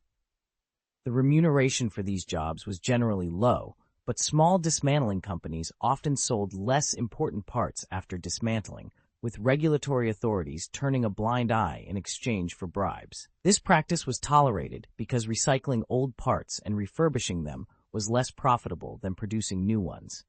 The Zane Remanufacturing Company, under the Zane Consortium, capitalized on this gray area. They profited from reselling parts, leveraging the reputation and connections that Old Zane had built over the years. This allowed them to secure numerous contracts for dismantling military warships, leading to significant business growth. Darth Tenebris, who succeeded Old Zane, was even more unscrupulous. He resorted to bribery, coercion, and even kidnapping regulatory officials to hide more sensitive and advanced parts. In extreme cases, officials were coerced into reporting false incidents, such as explosions during disassembly or damage caused by separatist ion cannons. These manipulations allowed the Zane Consortium to thrive, extending its influence into Hutt space. They secretly sold refurbished warships to the Basadi and Desaligic Hutt families, who were embroiled in large-scale conflicts. Despite the scale of their operations, the Zane Consortium remained largely unknown, conducting most of their black market transactions through underground brokers. This anonymity became a crucial element in Darth Tenebris's strategy for galactic domination. After Darth Tenebris's death, Shen Qiaoan began delegating some of the Zane Consortium's operations to Tiber Zane, while he provided covert assistance. Tiber Zane, a young man of just 20, quickly demonstrated his talent. His methods were even more extreme and ruthless than his predecessors, further solidifying the Zane Consortium's power and influence. Chapter 1874, High Debt 16 BBY, July 7th. Planet Mandalore, capital Sundari City, living room of the Grand Guild of Mandalore. Tiber Zane, Transcendent Vizsla's tone revealed deep dissatisfaction. I need battleships, battleships. The Separatist fleet appeared outside our galaxy again yesterday. This has been happening for the past 2 days. This is the 6th time in months. They could launch an attack at any moment. I must build a fleet. Oh, battleships. Of course, I have some, Uncle Vizsla. Sitting on the windowsill more than 10 meters away was a young man in a gray windbreaker, an evil look on his face. His long white hair cascaded over his shoulders. He looked at Transcendent Vizsla with a rebellious and arrogant expression, as if he didn't even take the actual leader of Mandalore seriously. This was Tiber Zane, the leader of the Zane Consortium. Ha! Tiber Zane let out a creepy laugh. There are 2 modified Jaeger-class battlecruisers. Our engineers are installing turrets, increasing firepower, and adding additional armor. We're also removing that huge, meaningless hangar. They will be ready for use in a month at most. Transcendent Vizsla nodded. That's good. With these 2 battleships, I can. Uncle Vizsla, you may not understand the current situation. Tiber Zane interrupted with another evil smile. 2 modified Jaeger-class battlecruisers cost 110 million Imperial credits. You can also pay with the number 4 currency of the Principality of Dawn, which would be 440 million yuan. Thank you for your patronage. Transcendent Vizsla's face turned gloomy. Fine. This money will be recorded in the account first. I will use this year's Beskar steel production to offset it. Uncle Vizsla. Tiber Zane raised his voice, interrupting again with a trace of pity in his eyes. We don't do business on credit. Asshole! Don't forget, we are in the same group. We are all part of Lord Tenebris's grand plan. I am doing this for Lord Tenebris's plan. Transcendent Vizsla was furious, punching the armrest of the sofa. But this year's Beskar steel production has already been used as collateral to purchase 170 Phantom fighter jets, 400 V-19 fighter jets, 50 ARC-170 fighter jets, 5,000 supporting concussion missiles, and 400 tons of concentrated explosive gas. Ah, and don't forget, I also provided you with a fully equipped airport. Tiber Zane said mockingly. These are not problems at all. I can still. Half a year ago, I didn't see the money for 1,500 B-2 super battle droids and 40,000 B-1 battle droids. Tiber Zane interrupted again. Transcendent Vizsla finally couldn't bear it anymore. What on earth do you want to do? Tiber Zane, I have said it a long time ago. The political situation on Mandalore is unstable now, and I must have enough armed forces. I have already reported it to Lord Tenebris. Once we overcome the current difficulties, Mandalore's power will be greatly enhanced. By then, these debts will be just a small amount of money. Then please pay off these small amounts first, Uncle Vizsla. Tiber Zane said coldly. I told you that was in the future. In the future! Veins popped out on Transcendent Vizsla's forehead as he resisted the urge to rush forward, draw the dark sword, and kill the hateful young man with one strike. The evil smile on Tiber Zane's face disappeared instantly, and his voice became cold. So you are saying that you have no money, Uncle Vizsla? I want to see Lord Tenebris. Transcendent Vizsla gritted his teeth. You are blocking my current action plan. You are also blocking Lord Tenebris's plan. I want to see him. He will definitely. Lord Tenebris. Tiber Zane interrupted Chow Vizsla for the third time. He died 3 years ago. What did you say? Chow Vizsla was shocked and then became furious. This is not something you, a little kid, can joke about. His surprise and anger were not just about Tenebris's death, but also because such a significant event had happened 3 years ago, and he hadn't even known about it. Tiber, Zane ignored him completely and continued. As for now, Uncle Shen Chaoan said, follow the rules. Ha! You! Then according to the rules, I will send someone to collect all the taxes you can't collect. With that, Tiber Zane jumped directly from the window, his evil laughter echoing in the air. Ha! Ha! There was the sound of an engine, and Tiber Zane was seen stepping onto a spaceship, rising slowly. He came outside the window again, smiled, and saluted Chow Vizsla. To the respected Manda Prime Minister Luo, I pay tribute. With that, the cabin door of the spacecraft opened, and Tiber Zane, maintaining his saluting posture, stepped back into the interior of the spacecraft. The spacecraft then increased its engine power and disappeared into the sky with a roar. Ah! Bastard! Bastard! Bastard! Chow Vizsla could no longer suppress the anger in his heart. He punched the sofa and the table repeatedly, throwing delicious food everywhere. Fruit was smashed all over the floor. Unable to contain his hatred, he suddenly pulled out the dark sword. The flat black plasma sword flashed past, directly cutting the tall and gorgeous chair back of the central throne in two. What happened? Bastard! Bastard! Chow Vizsla cursed angrily and took out a black special communicator. This was the encrypted communicator he usually used to contact Darth Tenebris. Tiber Zane had said that Darth Tenebris died 3 years ago, but he had clearly spoken to him a month ago. This time, the communicator showed no response and was not connected at all. Chow Vizsla was extremely frightened. He pressed the button of the communicator hard, but to no avail. Suddenly, the communicator became hot. Chow Vizsla was shocked and quickly threw it away. Boom! The communicator that fell far away exploded immediately. The aftermath of the explosion ignited the carpet, but the flames were quickly extinguished. Also extinguished at the same time was the look in Chow Vizsla's eyes. He collapsed to the ground with a thud as if he had lost all strength, staring blankly at the ceiling. But then, his eyes started to become crazed. No! No! This is impossible! I am the king of the planet Mandalore! Chapter 1875. Everyone has their own plans. The Mandalorian sector, the outer orbit of the planet Akiva, the bridge of the Infinity Supercarrier. General Tan. Information from the Military Intelligence Department, an intelligence officer reported, handing a document to Severance Tan. Tan used a universal tool to open the encrypted data disk. After reviewing it for a moment, she frowned. The amount of black market weapons transactions on the planet Mandalore and surrounding star areas has increased abnormally. It seems that Transcendent Vizsla is expanding his arms and preparing for war. Expanding the army and preparing for war? Heh. A seductive laugh came from the side. Darth Lilim, standing nearby, added, on the Mandalorian planet that has long been disarmed, how far can he prepare for war? Where's the money coming from? Severance Tan snorted coldly. The more he prepares his army for war, the more opportunities there will be for Jango Fett. Send a patrol team near the planet Mandalore tomorrow. Make a circle and remind Vizsla that our military presence is always a threat to him. He has long since reached the end of his rope. It is impossible for the Death Guard to be recognized. He may be the only one left in the entire galaxy who still feels he is quite popular, Darth Lilim said, licking her lips and walking over with a slight sway. I can't wait to cut off his head and present it to the Master. If Vizsla is alone, then the chaos on Mandalore may come to an end.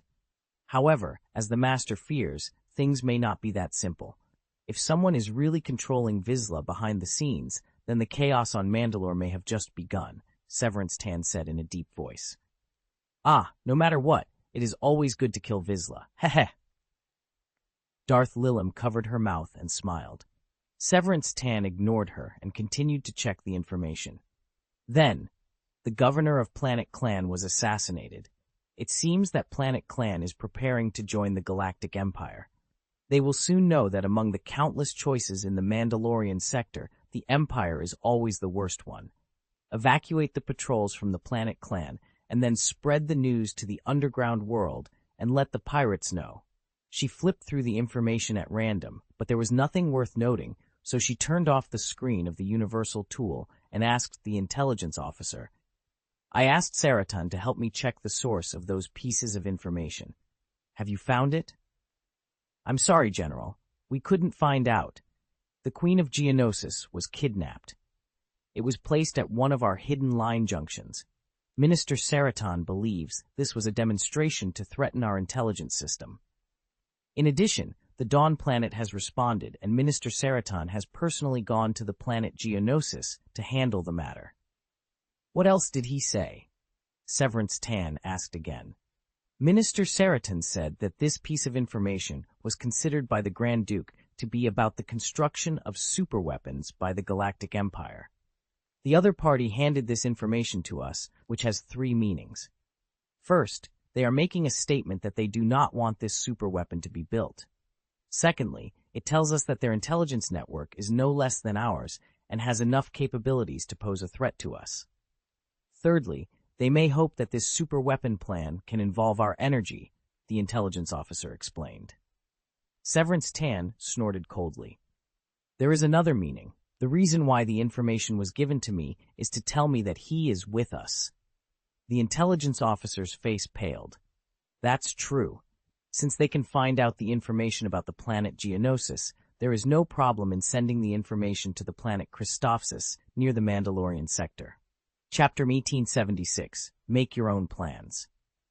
My child has B-type influenza and has been having a fever. I haven't had time to code in the past 2 days. I will make up for it later. The Mandalorian sector, the outer orbit of the planet Akiva, the bridge of the Infinity Supercarrier.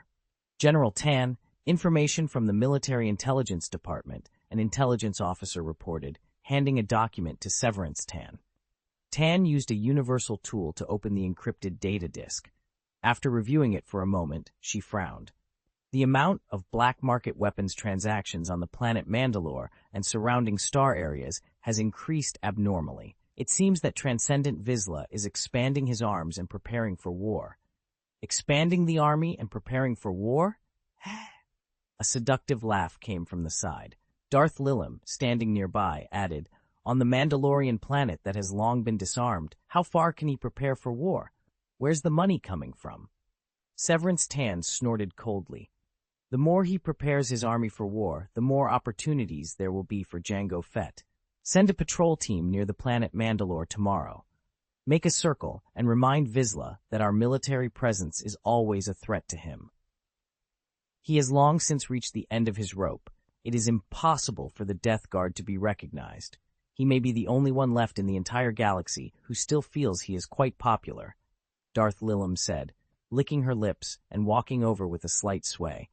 I can't wait to cut off his head and present it to the Master. If Vizsla is alone, then the chaos on Mandalore may come to an end. However, as the Master fears, things may not be that simple. If someone is really controlling Vizsla behind the scenes, then the chaos on Mandalore may have just begun, Severance Tan said in a deep voice. No matter what, it is always good to kill Vizsla. Heh.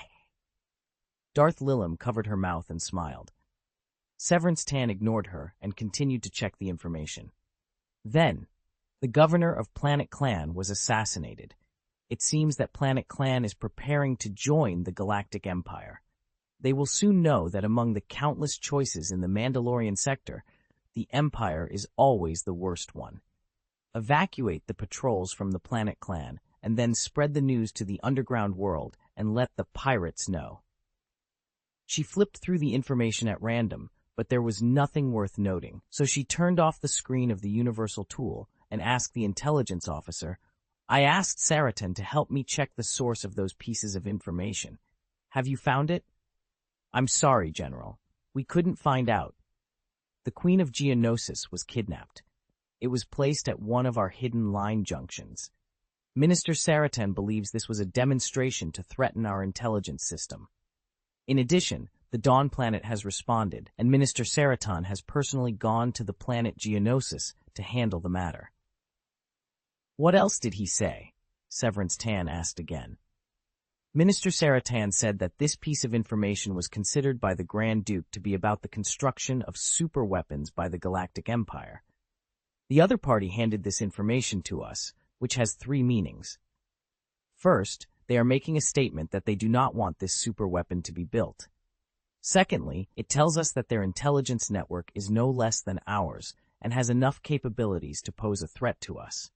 Thirdly, they may hope that this super weapon plan can involve our energy, the intelligence officer explained. Severance Tan snorted coldly. "There is another meaning. The reason why the information was given to me is to tell me that he is with us." The intelligence officer's face paled. "That's true. Since they can find out the information about the planet Geonosis, there is no problem in sending the information to the planet Christophsis near the Mandalorian sector." Planet Geonosis.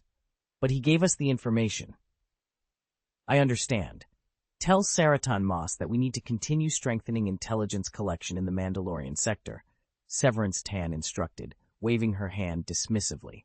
"One more thing, General Tan," the intelligence officer said in a low voice. "Our OPA ration on the planet Dathomir failed. None of the 20 ghost agents returned." Tan frowned, contemplating for a moment. The planet Dathomir. It seems Saratan Moss is getting dangerously close to the opponent's core. Dathomir. Hey! How could a few ghost agents hope to infiltrate such a place?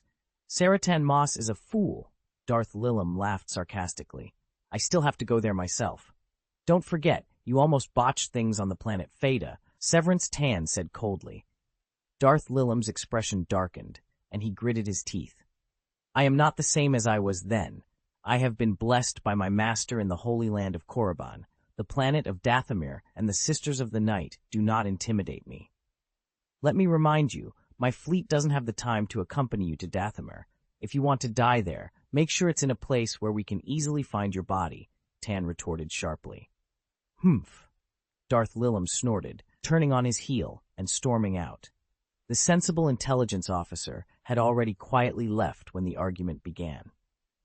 At the same time, on the planet Dathomir, a pale-skinned, bald woman walked into a temple hidden within the jungle. She looked at the Night Sisters practicing or busy around her with a complicated expression. This was Asajj Ventress, once Count Dooku's apprentice and a powerful general of the Confederacy of Independent Systems. But now, she had severed all ties with Count Dooku and the Confederation. When she reached the center of the temple, she saw a man in a blood-red robe standing before an altar, his back to her. "Mother Talzin." Asajj Ventress stepped forward humbly, bowing deeply with the etiquette of the Night Sisters. "Asajj Ventress, my daughter. After 30 years, you have finally returned to our family," Mother Talzin said, turning around. Her pale skin was marked with countless wrinkles, and her intimidating old face was full of sinister magic. Mother Talzin nurtured and ruled the entire planet of Dathomir and the Sisters of Darkness. Every member was like a daughter to her. "The planet Salukami has fallen. Count Dooku has failed. I have nowhere to go," Asajj Ventress said. "Anytime you return, the Sisters of the Night will be your home," Mother Talzin said, raising her hand. A green light swept across Ventress's body, soothing some of her wounds. "But I still wonder, if you want to fight against the Galactic Empire, why not seek out the Death Angel?" "I have no dealings with the Death Angel. If he hadn't suddenly surrendered to Darth Sidious, Count Dooku wouldn't have been defeated so quickly," Asajj Ventress said through gritted teeth. "Even with the Angel's surrender, you resisted the Galactic Empire for 3 years. My daughter, you make me proud," Mother Talzin said. "Although many of our sons and daughters died serving Count Dooku, more have now returned home, which brings me comfort. These are all revelations of magic." Asajj Ventress's expression showed a trace of anger. Savage oppress. He did escape back to Dathomir. He didn't even go to the front lines to confront the Galactic Empire head-on. You can't blame him, Ventress, Mother Talzin shook her head. He returned to Dathomir for other reasons. That's because he found his brother and that my son. Her eyes grew deep, and she spoke a name from her dry lips. Darth Maul. Asajj Ventress was stunned. Startled, Asajj Ventress exclaimed, Darth Maul? He's not dead yet? Mother Talzin nodded, her voice calm yet ominous. Although he is not dead, he has been lingering on the edge of death for more than 10 years. I need more time to heal his scarred, decayed, and dilapidated body. Soon, he will wake up again. But don't forget, Darth Maul is the apprentice of Darth Sidious. He is a Sith Lord who has inherited the ways of the Sith. Ventress's tone was tinged with bitterness. After all, even her master, Count Dooku, had not inherited the ways of the Sith. The promise Darth Sidious once made to Count Dooku was just an empty one. The Book of Sith was in the hands of the dead angels, who had no intention of giving this inheritance to Count Dooku. However, Count Dooku once said that he had already given up on the ways of the Sith and wanted to find his own path in the ocean of the Force. Mother Talzin laughed, a chilling sound that echoed through the temple. Heh, not anymore. Darth Maul, the son of Dathomir who was betrayed by Sidious, naturally knows what to do. Now, with your return, coupled with the power of brothers Darth Maul and Savage Opress, we finally have enough confidence to negotiate with that adult. That adult? Who is it? Ventress felt a sense of unease and asked quickly. Mother Talzin turned around, her gaze distant as she looked through the temple. An extremely powerful and dark existence. A few years ago, he came to the planet Dathomir and activated the ruins of Qua. Now, the direction of the ruins is shrouded in boundless dark magic, but I don't know what he is planning. When did the planet Dathomir have such a person again? Ventress was puzzled. You have been away from here for too long, and everything that happened on the planet Dathomir was originally unknown. It is normal that you don't know what is going on here, Mother Talzin explained. I have a premonition about the planet Dathomir. There will be a drastic change. Whether it will be a blessing or a curse, we still don't know. Ventress was silent for a moment before saying, I will help you, Mother Talzin. After Count Dooku's defeat, we all need to find our future path, my daughter, Mother Talzin said. In the war, the planet Dathomir is too weak, but for the development of our Night Sisters, we must also gain more in the war. We were once hostile to the Jedi Order, which claimed to be bright and righteous, but now the galaxy is shrouded in dark magic, and this is our opportunity. At that moment, a strange voice came from outside the temple. The voice was low, strong, slow, and full of power.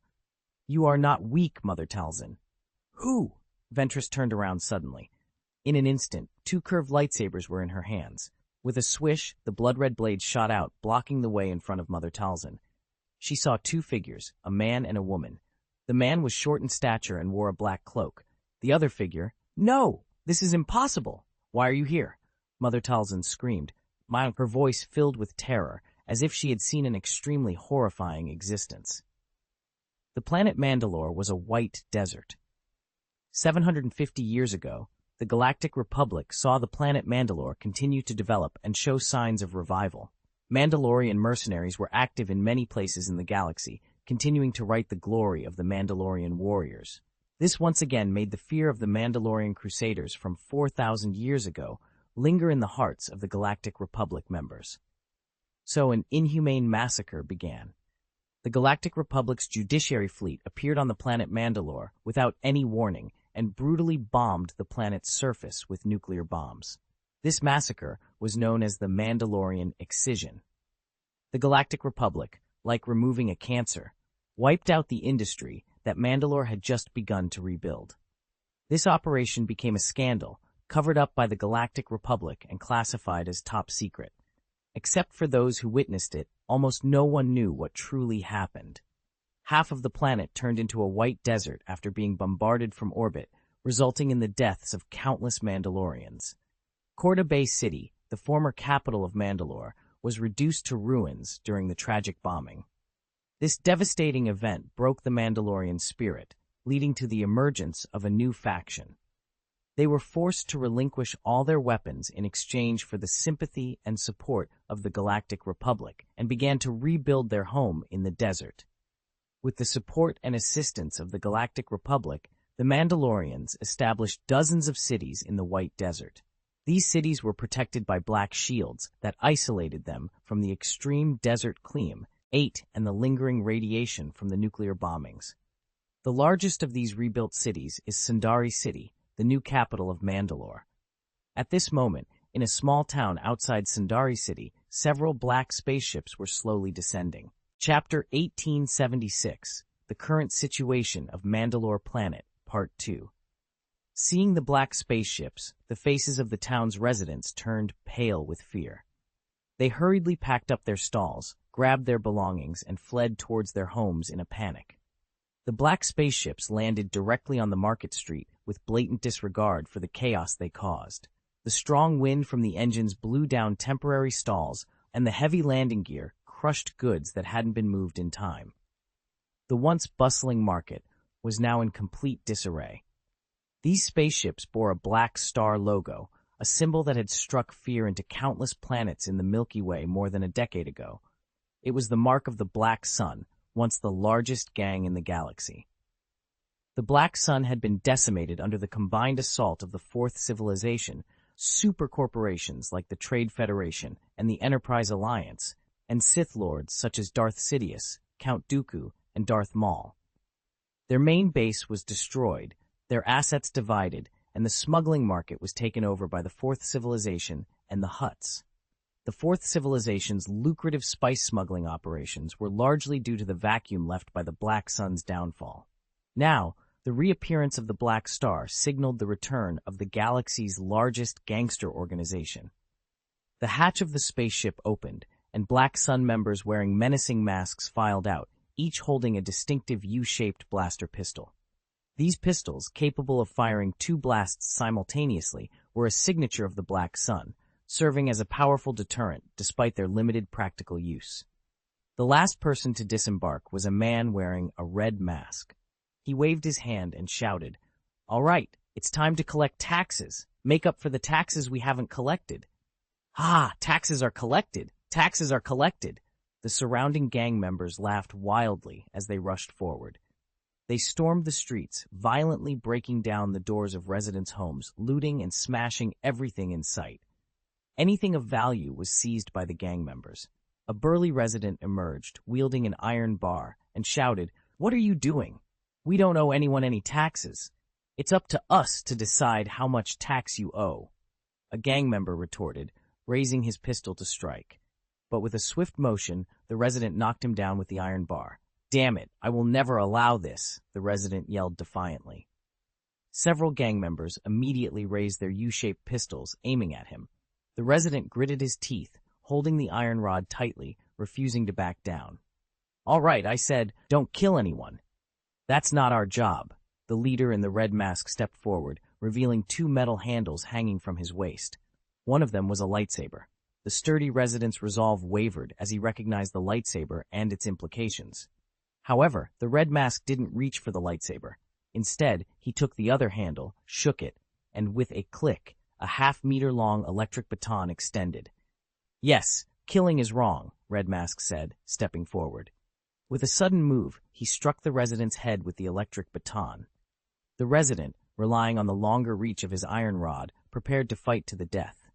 But the Red Mask's agile footwork caused the iron rod to miss, and the electric baton jabbed into the resident's waist.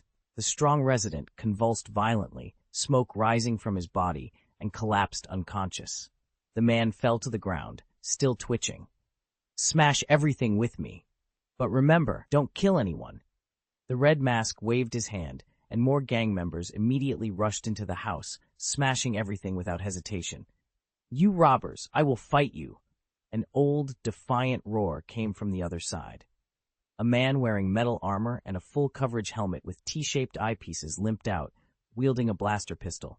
He fired at the Black Sun gang members, causing several of them to panic. "No, it's a Mandalorian warrior. It's a Mandalorian warrior," they screamed, running around in fear, too terrified to resist. The Red Mask looked over and let out an unpleasant laugh. He waved to the men next to him and asked, "What did I just say?" "You mean don't kill anyone," a subordinate replied respectfully. No, no, no, I clearly said, calm down, right? Calm down," the Red Mask said nonchalantly, waving his hands vigorously. "Quick, quick, quick, hurry up." The subordinates understood and quickly retrieved a massive blaster machine gun from a spaceship. It was a Z6 six-barreled blaster machine gun, a specialized weapon for the clone troopers' heavy firepower during the Clone Wars. Ha! The Red Mask discarded the electric baton in his hand, picked up the Z6 six-barreled blaster machine gun with both hands, and pointed it at the elderly Mandalorian warrior who was still shooting to drive away the gang members. With a ferocious smile, he said, "I told you to calm down." Da-da-da-da-da-da! The six-barrel blaster machine gun fired an extremely dense burst of blaster beams. The old man was swallowed up almost instantly. But the Red Mask didn't stop. He continued shooting wildly. It was unclear how long it took before he finally stopped. When the smoke dissipated, the place where the old man had stood was blasted into a honeycomb by the blaster beams. The old man's body had been torn to pieces along with his inferior armor. The charred remains were mixed with the melted armor, inseparable. Only the full coverage helmet remained intact, seemingly made of genuine Beskar steel. The Red Mask laughed maniacally while holding the blaster machine gun. As he laughed, Black Sun gang members swarmed into the homes of residents who no longer dared to resist. Black spaceships took off again, loaded with the belongings of the town's residents, leaving behind only mournful cries and angry curses. In the spaceship, the Red Mask leaned back in his chair and connected to a communication. The evil face of Tiber Zane was projected in the holographic display. "I've collected the tax for you," the Red Mask said happily. "According to the rules, it's a 70-30 split." "Heh! Very good. I hope this time it reminds Cao Chow Vizsla that you have to pay for things." Tiber Zane smiled evilly. After the Black Sun spaceship left, security officers arrived one after another. However, these security guards could do nothing. They said some useless words to the residents and then left in despair amidst the residents' cries and curses. A few days later, 4 or 5 burly warriors wearing Mandalorian armor arrived in the town. They jumped out of their vehicle, took off their helmets, and looked around, frowning. "I remember, when I came here last year, it was quite prosperous." The warrior leading the group was clearly Jango Fett. He looked around. The once bustling market was now in disarray, with only a few makeshift stalls displaying shriveled fruits. The streets were almost empty, save for the hostile eyes peering through broken windows. "What happened here?" Mandalorian warrior Rethoth asked. "It must have been looted. Who did this? This place is not far from Sundari City." A Mandalorian warrior next to him was full of indignation. "Are all the security forces of Super Vizsla just useless?" Jango Fett pointed in one direction. "Go to Old Tick and ask. He was once one of us, a brave veteran from the Battle of Galadron," Jango Fett instructed. However, when they arrived, they found only a dilapidated house riddled with holes. A Mandalorian helmet, slightly twisted from continuous high temperatures, was placed squarely at the door. Jango Fett's body trembled with anger. "Assholes! Assholes! They killed Old Tick! Assholes!" he shouted, his voice filled with rage. Without hesitation, he rushed to a nearby house, kicked the door open, and stormed inside. Grabbing a man by the collar, he demanded, "What happened? Tell me!" Frightened by Jango Fett's terrifying expression, the man hesitated before finally speak. "Inji, it's Black Sun. Black Sun's people. They used to come here just to collect protection fees, but this time, they took everything. Everything. Assholes! Where are the security forces?" Jango Fett yelled. "Security forces?" The man laughed bitterly. "They did nothing. We don't even have enough food rations now, and they won't even give us food relief. Assholes!" The anger in Jango Fett's eyes was almost palpable. "Hold on, I'll find some food and medicine right away." With that, he ran out like the wind. A fleet of hoverbikes sped through the white desert, raising a long trail of dust. Jango Fett and his group pushed their motorcycles to the limit, heading towards the depths of the desert. Soon, they entered a Gobi area and found a very secret underground valley. Deep within the valley, past the initial desolation, lay a modern base bustling with activity. People were coming and going, including B-1 combat robots and Mandalorian warriors in armor. More than a dozen construction vehicles and SCVs were busy expanding the base and building more facilities. The entire place was thriving. As Jango Fett and his group returned, a capable-looking woman wearing glasses walked out of the base to meet them. "Why are you back so soon, Jango? Weren't you planning to go to Sundari to meet with our informant?" she asked. "Chinky Town was looted. Black Sun did it," Jango Fett replied in a deep voice. The woman frowned. "Black Sun again? In the past 3 months, they've caused chaos more than 10 times. And isn't Chinky Town near Sundari City? Who gave Black Sun the audacity? Normally, a few of the Death Guards under Chao Vizsla could handle those Black Sun gangsters easily. I don't know, but Black Sun went all out this time. They evacuated the entire town," Jango Fett said. "For such a large-scale robbery, Chao Vizsla didn't even react. It's really abnormal. Garcia, we need to organize a batch of supplies to be transported to Chinchi Town. Otherwise, hundreds of people there will starve to death." Garcia frowned. "We're also very short on supplies.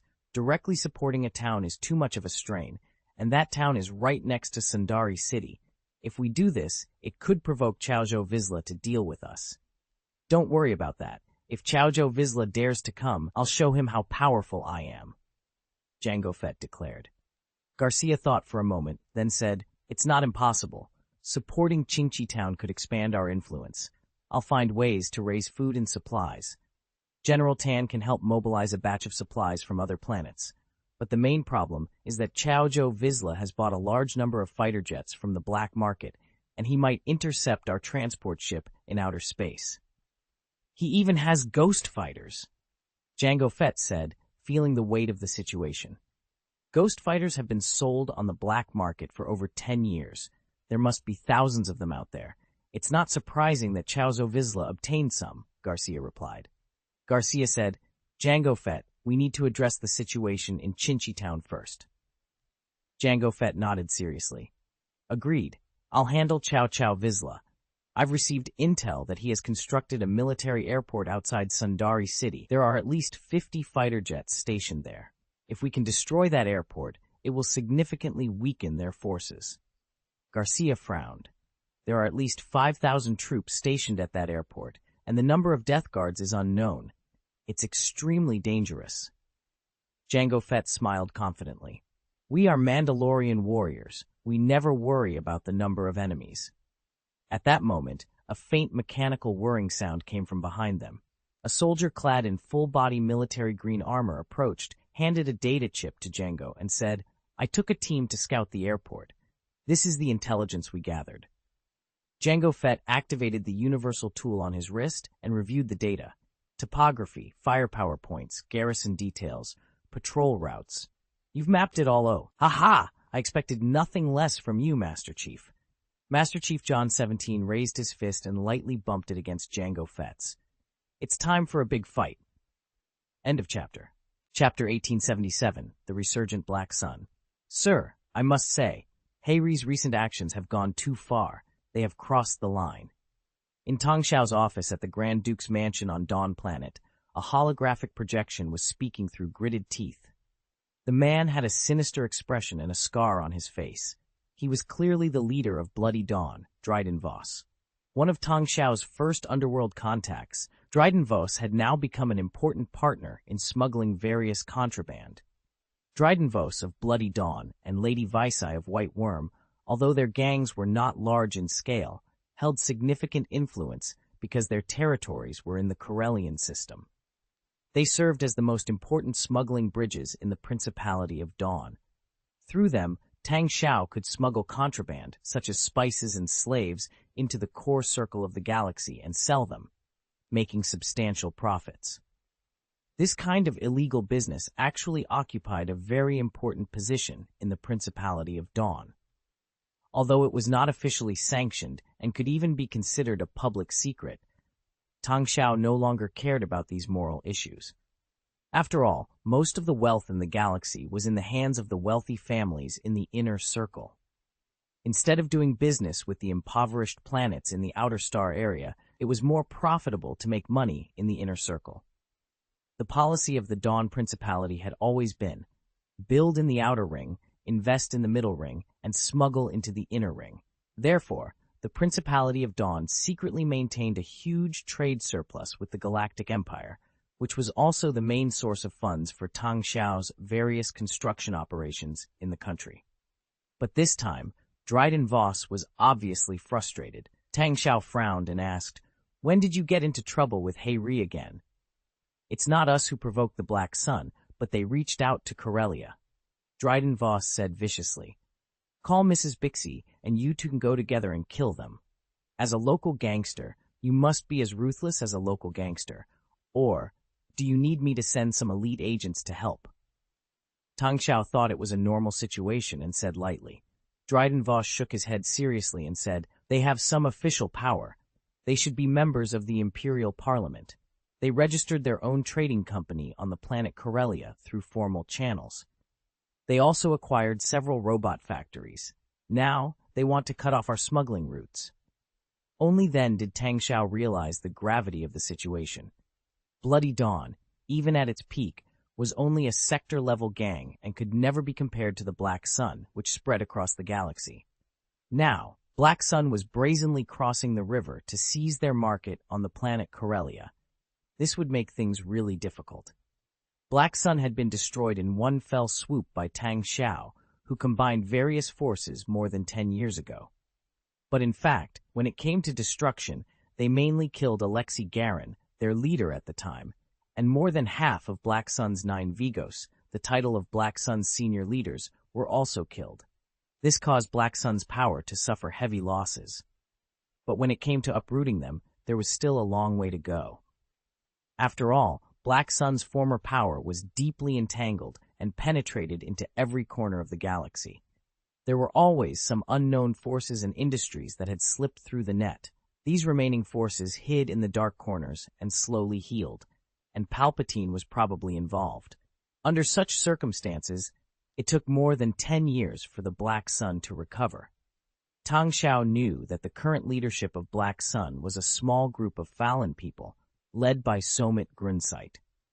According to the original plot, their secret base should be on the planet Mustafar, but he sent agents to look for it and could not find it. He didn't know if they didn't choose Mustafar, because it was within the sphere of influence of the Dawn planet, or if it was too hidden to find. However, the current Black Sun is far from its former glory, returning to its peak. According to the original plot, it will take at least another 10 years for them to rise again. So now that the Black Sun appears on the planet Corellia, could it be? "I told you before that a man named Darth Maul might come to find you. Has he shown up?" Tang Xiao asked. "No, I don't know this person." Dryden Voss shook his head. "The situation has changed." Tang Xiao frowned and became thoughtful. "Is it because the foundation of the Galactic Empire is now unstable, so there is more space for gangs to survive within the galaxy?" "What help do you need?" Tang Xiao asked. "I want to kill all the senior executives who came to open the company in Black Sun." Dryden Voss gritted his teeth. "If they really have the support of the congressman, Black Sun will be driven out, and it will be difficult for you to gain a foothold in the Corellian galaxy." Tang Xiao shook his head. "First, gather intelligence and identify some of their more critical middle-level officials. I will send ghost agents to help you. If these middle managers can be replaced with our clones, there may be unexpected surprises." Dryden Voss was overjoyed. "Is this really possible? If it can be done, then Black Sun's industry will be ours. Anyway, you have to be careful and understand Black Sun's purpose. They suddenly acted in such a high-profile manner, and they definitely have other intentions," Tang Xiao said. "Don't worry, I'll take care of it." Dryden Voss smiled evilly and closed the communication. However, Tang Xiao's mood did not improve. He felt as if there was an invisible net covering him in the darkness, and the omen given to him by the Force was not good. Darth Tenebris. Tang Xiao thought about this, being who could be regarded as his master. Now that he thought about it, he found that Darth Tenebris seemed to have taken the initiative to die. Although he was indeed unable to stop the pursuit of the Spirit of Vengeance, he also had enough time to arrange his funeral arrangements during the escape process. And now, judging from the results, Darth Tenebris is dead, and all the clues on him have been cut off. Tang Xiao knew that he once wanted to get involved in the planet Mandalore, perhaps to support Chaozhou Vizsla behind his back. But now, with the death of Tenebris, these things have returned to the darkness, making it impossible for him to see through. So, does the layout left by Darth Tenebris also include Black Sun? Now Tang Xiao's only clue is the Shadow Army that appeared in the original plot. This is an underground force formed by the returned Darth Maul. He used deception, massacre, and other methods to win over the Black Sun, Bloody Dawn, Death Watch, Hutt, and other forces, building a criminal empire in a short period of time. Of course, this criminal empire also disappeared when Obi-Wan Kenobi killed Darth Maul again. As quickly as they came, they left as quickly as they came. After that, the major forces that formed the Shadow Legion went back to their respective homes and went about their own business, and there was no intersection after that. But the question is, where is Darth Maul now? Regarding the establishment of the Shadow Army, does Darth Maul still have this plan? I don't know anything. The plot has changed too much. Now Tang Xiao relies on his own judgment most of the time and can no longer copy the plot mechanically. For example, in the plot of the Army of Shadows, the only significance is that there is indeed the possibility of forces such as the Black Sun and the Death Guard being united. Darth Lilim reported yesterday that she was going to explore the planet Dathomir in person. Maybe there is something hidden on this mysterious planet. Darth Tenebris, what did you leave for me? An extremely powerful enemy? The Shadow Army Power Enhancement 2.0 Plus version? Tang Xiao said to himself. No way to judge.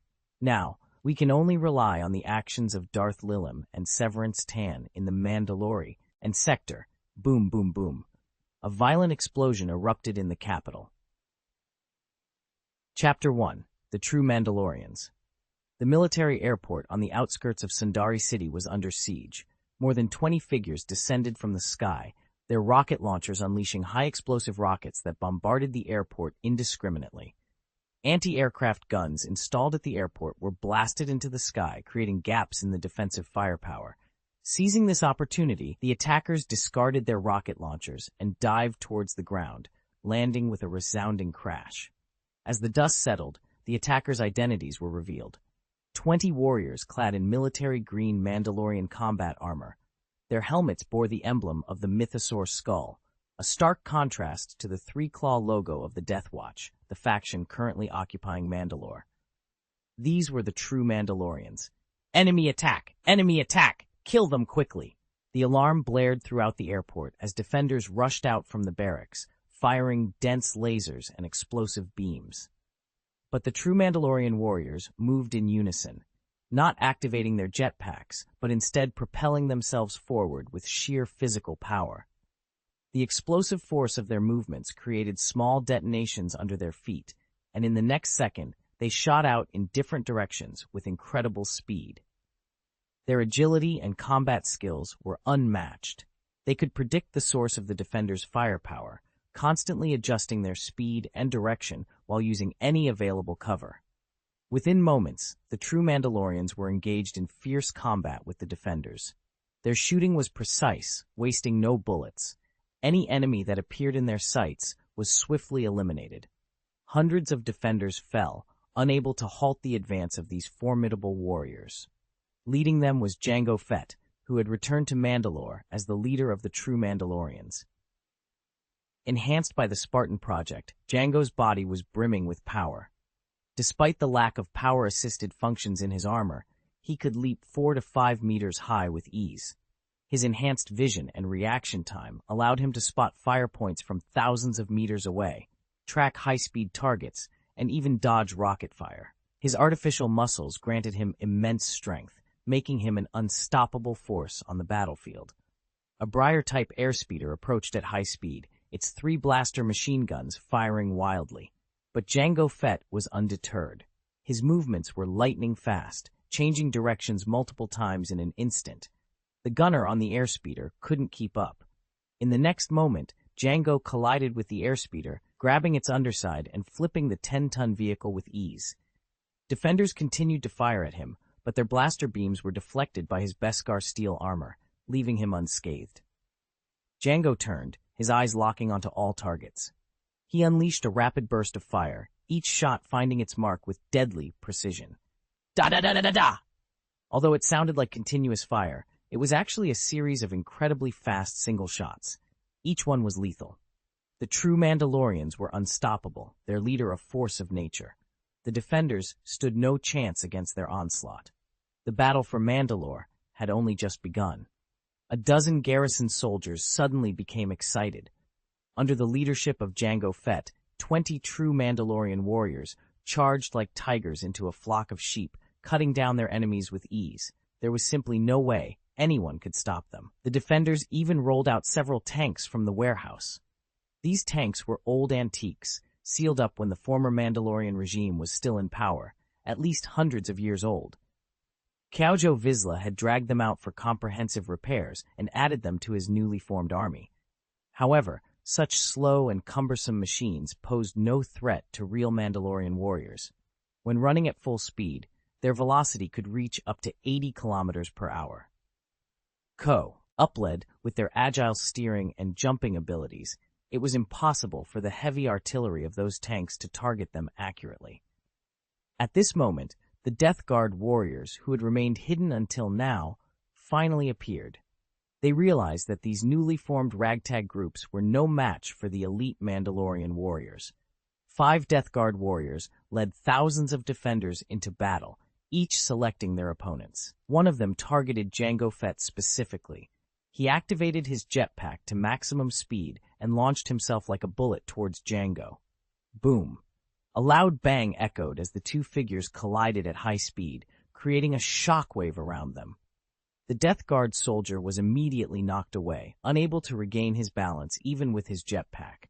Only then did the defenders notice another figure standing in front of Jango Fett.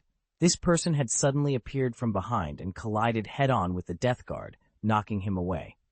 This new figure wore gear completely different from the other Mandalorian warriors, clearly power armor. The fully covered helmet obscured his face, but his fierce aura was palpable. On the chest of his power armor, a set of numbers was spray-painted in white, 17. Chapter 1978, The Furious Extraordinary Vizsla. The figure approaching was none other than John 117, the Master Chief. He turned sideways and addressed Jango Fett. "Don't waste time. Destroy the hangar as soon as possible." Jango Fett nodded and rushed towards the hangar platform. Hundreds of soldiers had established a defensive line using temporary bunkers, but Jango Fett's terrifying physical strength allowed him to plow through them effortlessly. Bunkers and human bodies were torn apart, flying everywhere. Nothing could stop him. On the Master Chief's side, a Death Guard stood up from the shattered rubble, raised his gun, and fired a series of shots. The Master Chief moved with incredible speed, constantly changing directions and dodging most of the bullets. The few bullets that did hit him were blocked by his rippling energy shield. As the distance between them closed, the Death Guard activated a switch on his arm, releasing a stream of scorching flames. But in the next second, he lost sight of the Master Chief. A whistling sound came from above, and the Death Guard looked up to see the burly figure of the Master Chief descending from the sky, silhouetted against the sun. Bang! The Death Guard was knocked out again. The Master Chief did not pursue him, but instead raised his hands and shook them, feeling the endless power within his body. The Death Guard got up and pulled a pistol from his waist. Seeing that the Master Chief was not looking his way, he aimed and was about to pull the trigger. Suddenly, the Master Chief turned around, an N7 Eagle pistol appearing in his hand. He fired several shots, and the Death Guard's body was immediately knocked to the ground by the powerful kinetic energy of the bullets. He twitched and then stopped moving, blood flowing from the gaps in his armor. The Mandalorian armor, designed for mobility, did not cover the entire body.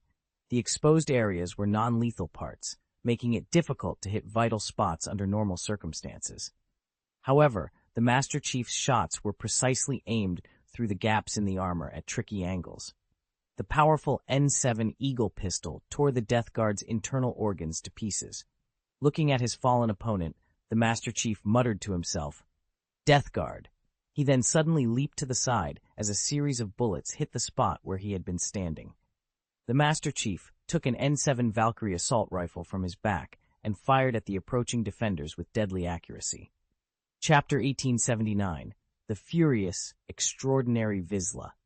A valuable sculpture shattered on the ground. Cao Cao Vizsla's roar echoed through the palace of Sundali City.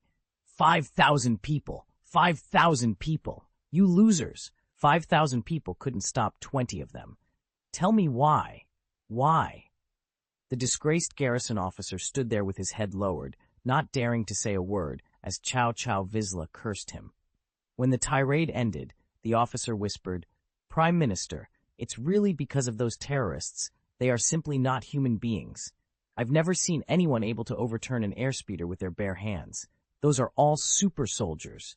Oh yes, that's right. It's the Mandalorian Super Commando. It must be." Slap! Cao Cao Vizsla struck him with a backhand, making the officer dizzy. The Mandalorian Super Commandos were disbanded 4,000 years ago. Now we, the Death Guard, are the successors of the Super Commandos. We are the most powerful warriors in this galaxy.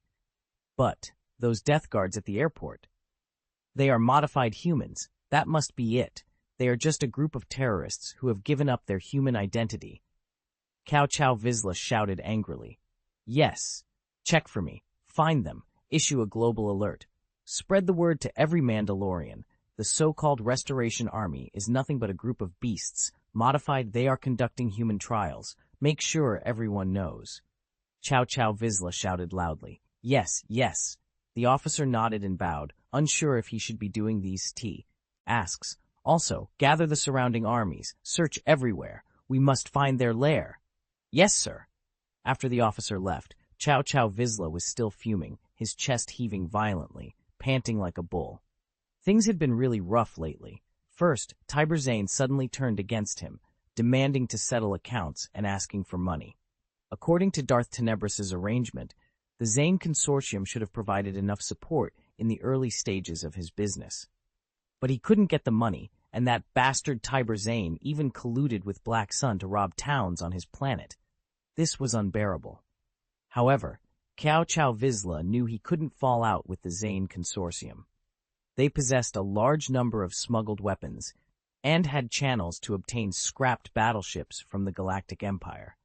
Compared to Mandalore, which couldn't even build its own battleships, the Zane Consortium was far stronger.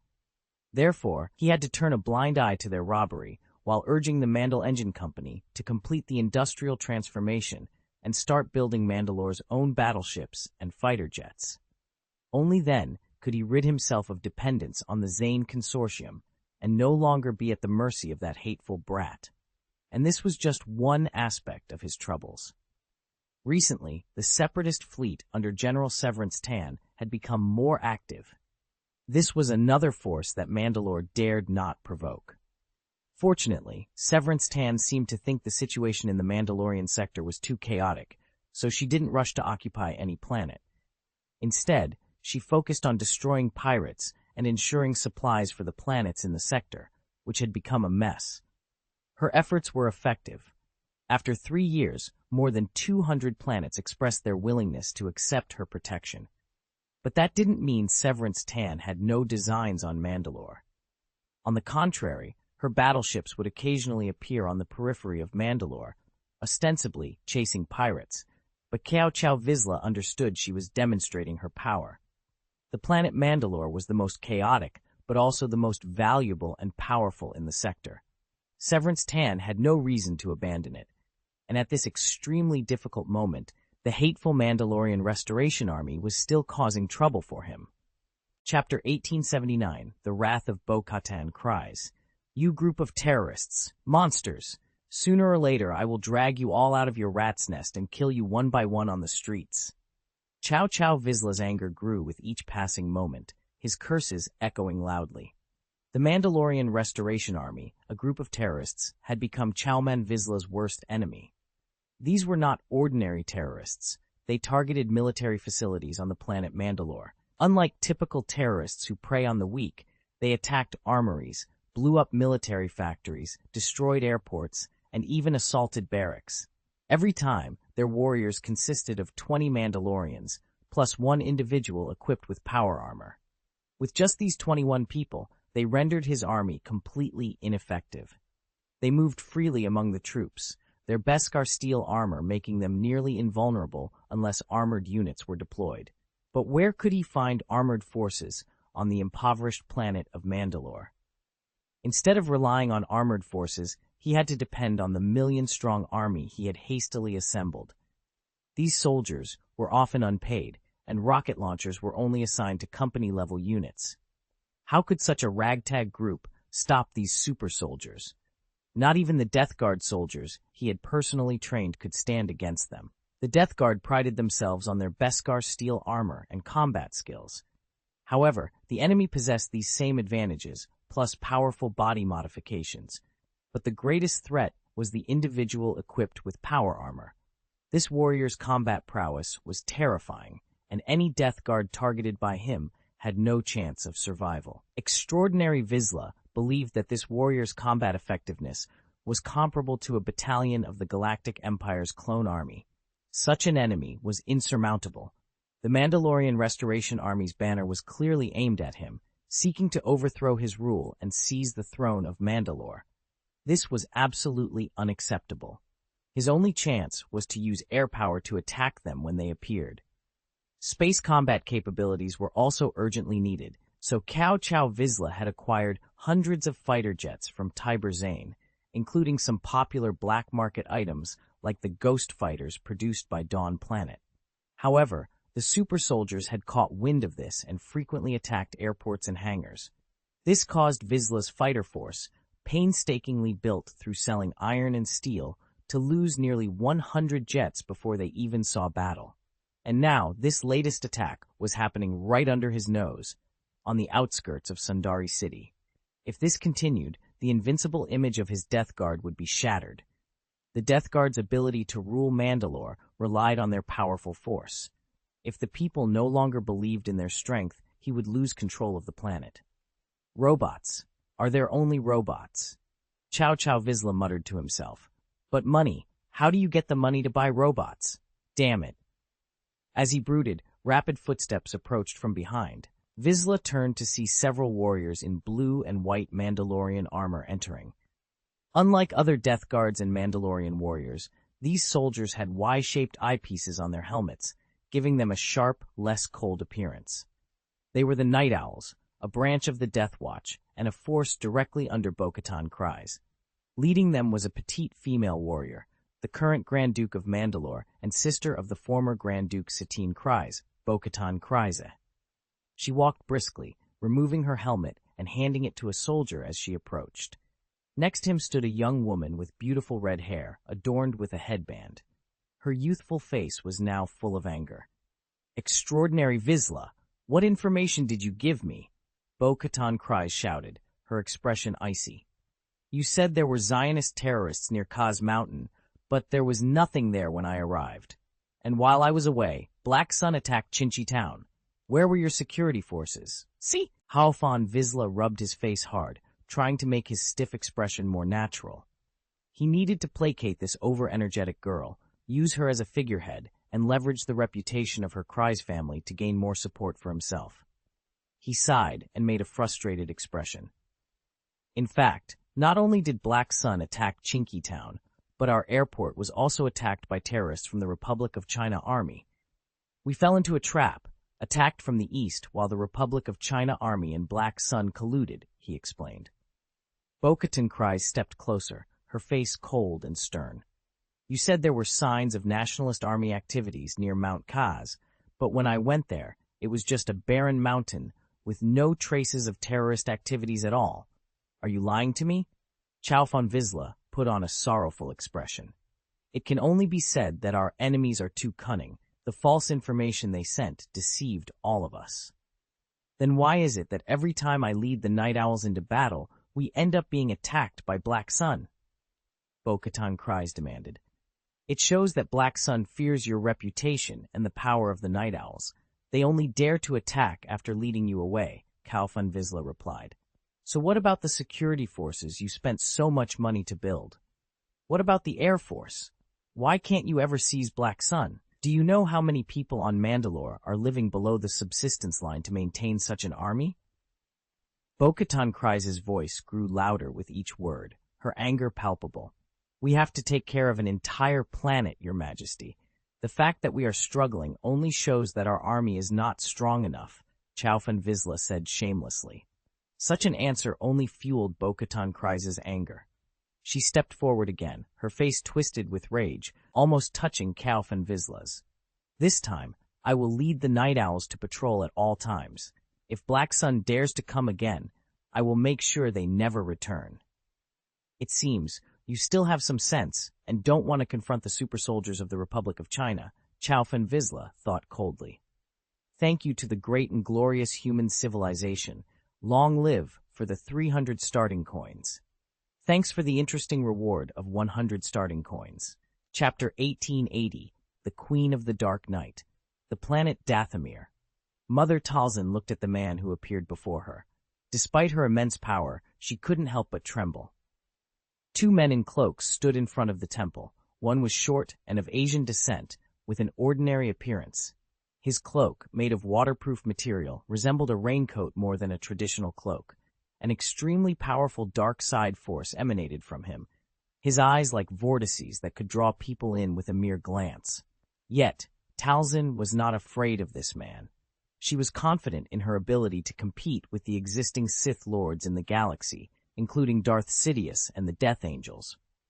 What truly frightened her was the other figure, an old woman who appeared to be in her 60s or 70s, standing next to the man. Although her body was shrouded in a cloak, her face, which was not deliberately hidden, was unforgettable. This face was immortalized in the statue at the center of the Temple of the Night Sisters, a symbol of worship and the founder of the Dark Night Sisters. Gethzerion. Mother Talzin uttered the sacred name among the Sisters of the Night. With a dramatic flourish, Gethzerion raised her hand, and her cloak flew up, transforming into an eagle.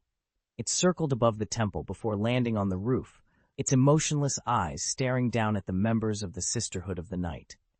Beneath the cloak was an old human woman with a ferocious appearance, wearing a red robe adorned with countless mysterious runes that exuded ominous power. Long tail feathers extended behind her, giving her an eerie presence. Unlike the other Night Sisters, who were a mix of human and Zabrak, Gethzerion appeared almost entirely human. This did not mean she lacked Zabrak blood. Rather, she was a descendant of the original human Zabrak mating, with human genes predominating. Yes, it was her, Gethzerion, founder of the Night Sisters, compiler of the Book of Shadows, creator of shadow magic. The witches on the planet Dathomir originated from a Jedi Knight named Aliyah, who had been exiled from the Jedi Order. She settled on Dathomir and discovered that the local residents had a strong affinity for the Force. She began teaching them the ways of the Force. During these peaceful days, Aliyah cleansed her soul and returned to the light side. From this point forward, the witches of Dathomir referred to the Force as magic. However, Aliyah was an ordinary Jedi Knight, so her teachings were limited. The Dathomir witches developed a system of using the Force through gestures and spells, though these were often more ritualistic than functional. What the Jedi could achieve with a simple gesture, the Dathomir witches required spells to accomplish. Despite this, their unique approach led to the development of Force skills, or magic, that were distinct from those of the Jedi Order and the Sith Lords. Some of these skills indeed surpassed the capabilities of the Jedi and required specific gestures and spells. Hundreds of years ago, among the witches of Dathomir, there was a clan known as the Songshan. The clan leader had 4 children, one of whom was Gethzerion. Gethzerion possessed extraordinary talent in the Force, easily surpassing everyone in the tribe, including her siblings. Her extremely powerful mother, the Patriarch, had always been a figure of immense influence. However, in her relentless pursuit of power, Gethzerion inevitably succumbed to the dark side. This was unacceptable among the witches of Dathomir at the time. Consequently, Gethzerion was banished and hunted. But she turned the tables on her pursuers, killing them, and then conceived the idea of creating a group of witches who wielded the power of the dark side. Thus, the Sisters of the Night were born. Under Gethzerion's leadership, she authored the Book of Shadows, which detailed her understanding of the dark side force. Since then, the dark side force has been referred to as shadow magic by the Night Sisters. It can be said that the growth of each Night Sister stems from Gutsarian's teachings. After surviving for hundreds of years, in pursuit of immortality, Gutsarian abandoned the already flourishing Night Sisters and entered a monastic life. Hundreds of years passed, and everyone believed that Gutsarian was dead. She became a symbol of the Night Sisters and was worshipped by all, including Matron Talzin herself. Gutsarian stared at Mother Talzin without uttering a word. Her power did not fluctuate at all, yet it still exerted immense pressure on Mother Talzin. With a soft thud, Mistress Talzin knelt down, prostrated herself on the ground, and said with great respect, "Gutsarian, Queen of the Night, Lord of the Sisterhood, I, Talzin, welcome your arrival." Following her movements, all the Night Sisters around them knelt down and worshipped. Asajj Ventress, observing the old woman with a cold and noble demeanor, felt a shiver run through her. She, too, fell to her knees. As their eyes met, Ventress understood that even Count Dooku was no match for the old woman before her. Gutsarian, Queen of the Night. "I have returned to the Sisterhood for an opportunity to reach the pinnacle of the galaxy," Gutsarian said slowly. Her voice was hoarse and unpleasant, sending shivers down everyone's spine. Her eyes swept around the room before she walked towards the statue of herself in the center of the temple. Without making any movement, she walked forward slowly, and the extremely sturdy statue, engraved with various runes, disintegrated into countless grains of black sand and dust. These particles then condensed into a small whirlwind, gradually forming a towering black throne. Simultaneously, the eagle that her cloak had transformed into flew down from the top of the temple, passed over the heads of the Night Sisters at low altitude, and landed on the throne. It spread its wings high, as if looking up to the sky and chirping, before turning into a stone sculpture. At this moment, Gutsarian ascended the final step of the throne and sat upon it. From her throne, Gutsarian glanced at the assembly and declared, "I will form an alliance with the Sith Lord Darth Tenebris. Right here, on the planet Dathomir, we will take the first step to conquer the galaxy. Mother Talzin, you will continue to lead the Night Sisters and serve me." "As you wish, my queen." Matron Talzin replied with great respect. She then looked back at the only person present who had not knelt down, the cloaked man who had arrived with Gutsarian. Frowning, she said, "But, dear queen, as far as I know, this person is not Darth Tenebris." Mother Talzin had been on Dathomir for many years, and knew a bit about Tenebris. "My master Darth Tenebris is dead, and I have inherited his Sith title," Shen Qiuan said lightly. "You are the one who has been plotting evil on the planet Dathomir," Mother Talzin said sternly. "It's a great thing that you know me," Shen Qiuan replied, glancing at her.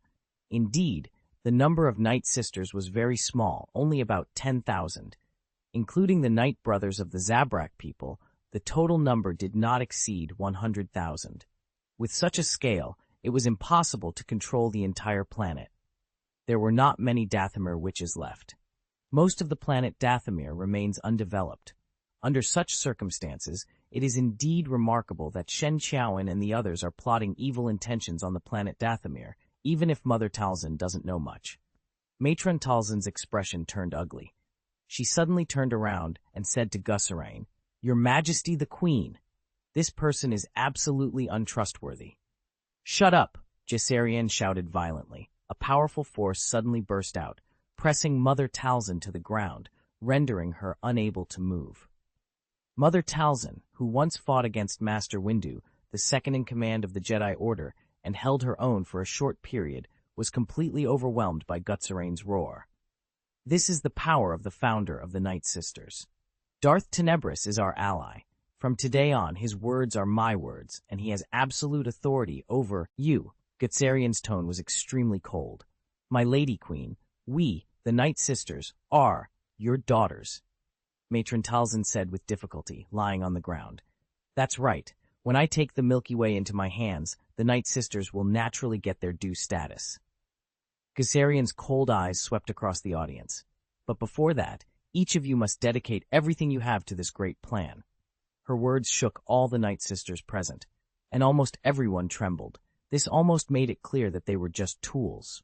"Yes," Matron Talzin responded tremblingly.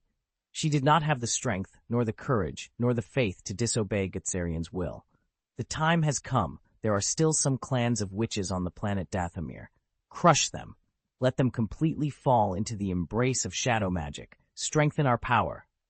Jazarian waved her hand suddenly and said loudly. Adele Ulan carefully arranged her appearance with the help of her maid. She had strict requirements for the position and depth of every fold on her clothes. If there was a slight deviation, it meant that the materials were not good and the focus was wrong, and the clothes had to be redone. Her makeup was exquisite and meticulous, perfectly reflecting her natural beauty, making her even more stunning. Her eyebrows were raised slightly, like the outline of a distant mountain. Her cherry lips were rosy and plump, like the first bloom of the morning sun. Her face was like pearls, radiant and enchanting.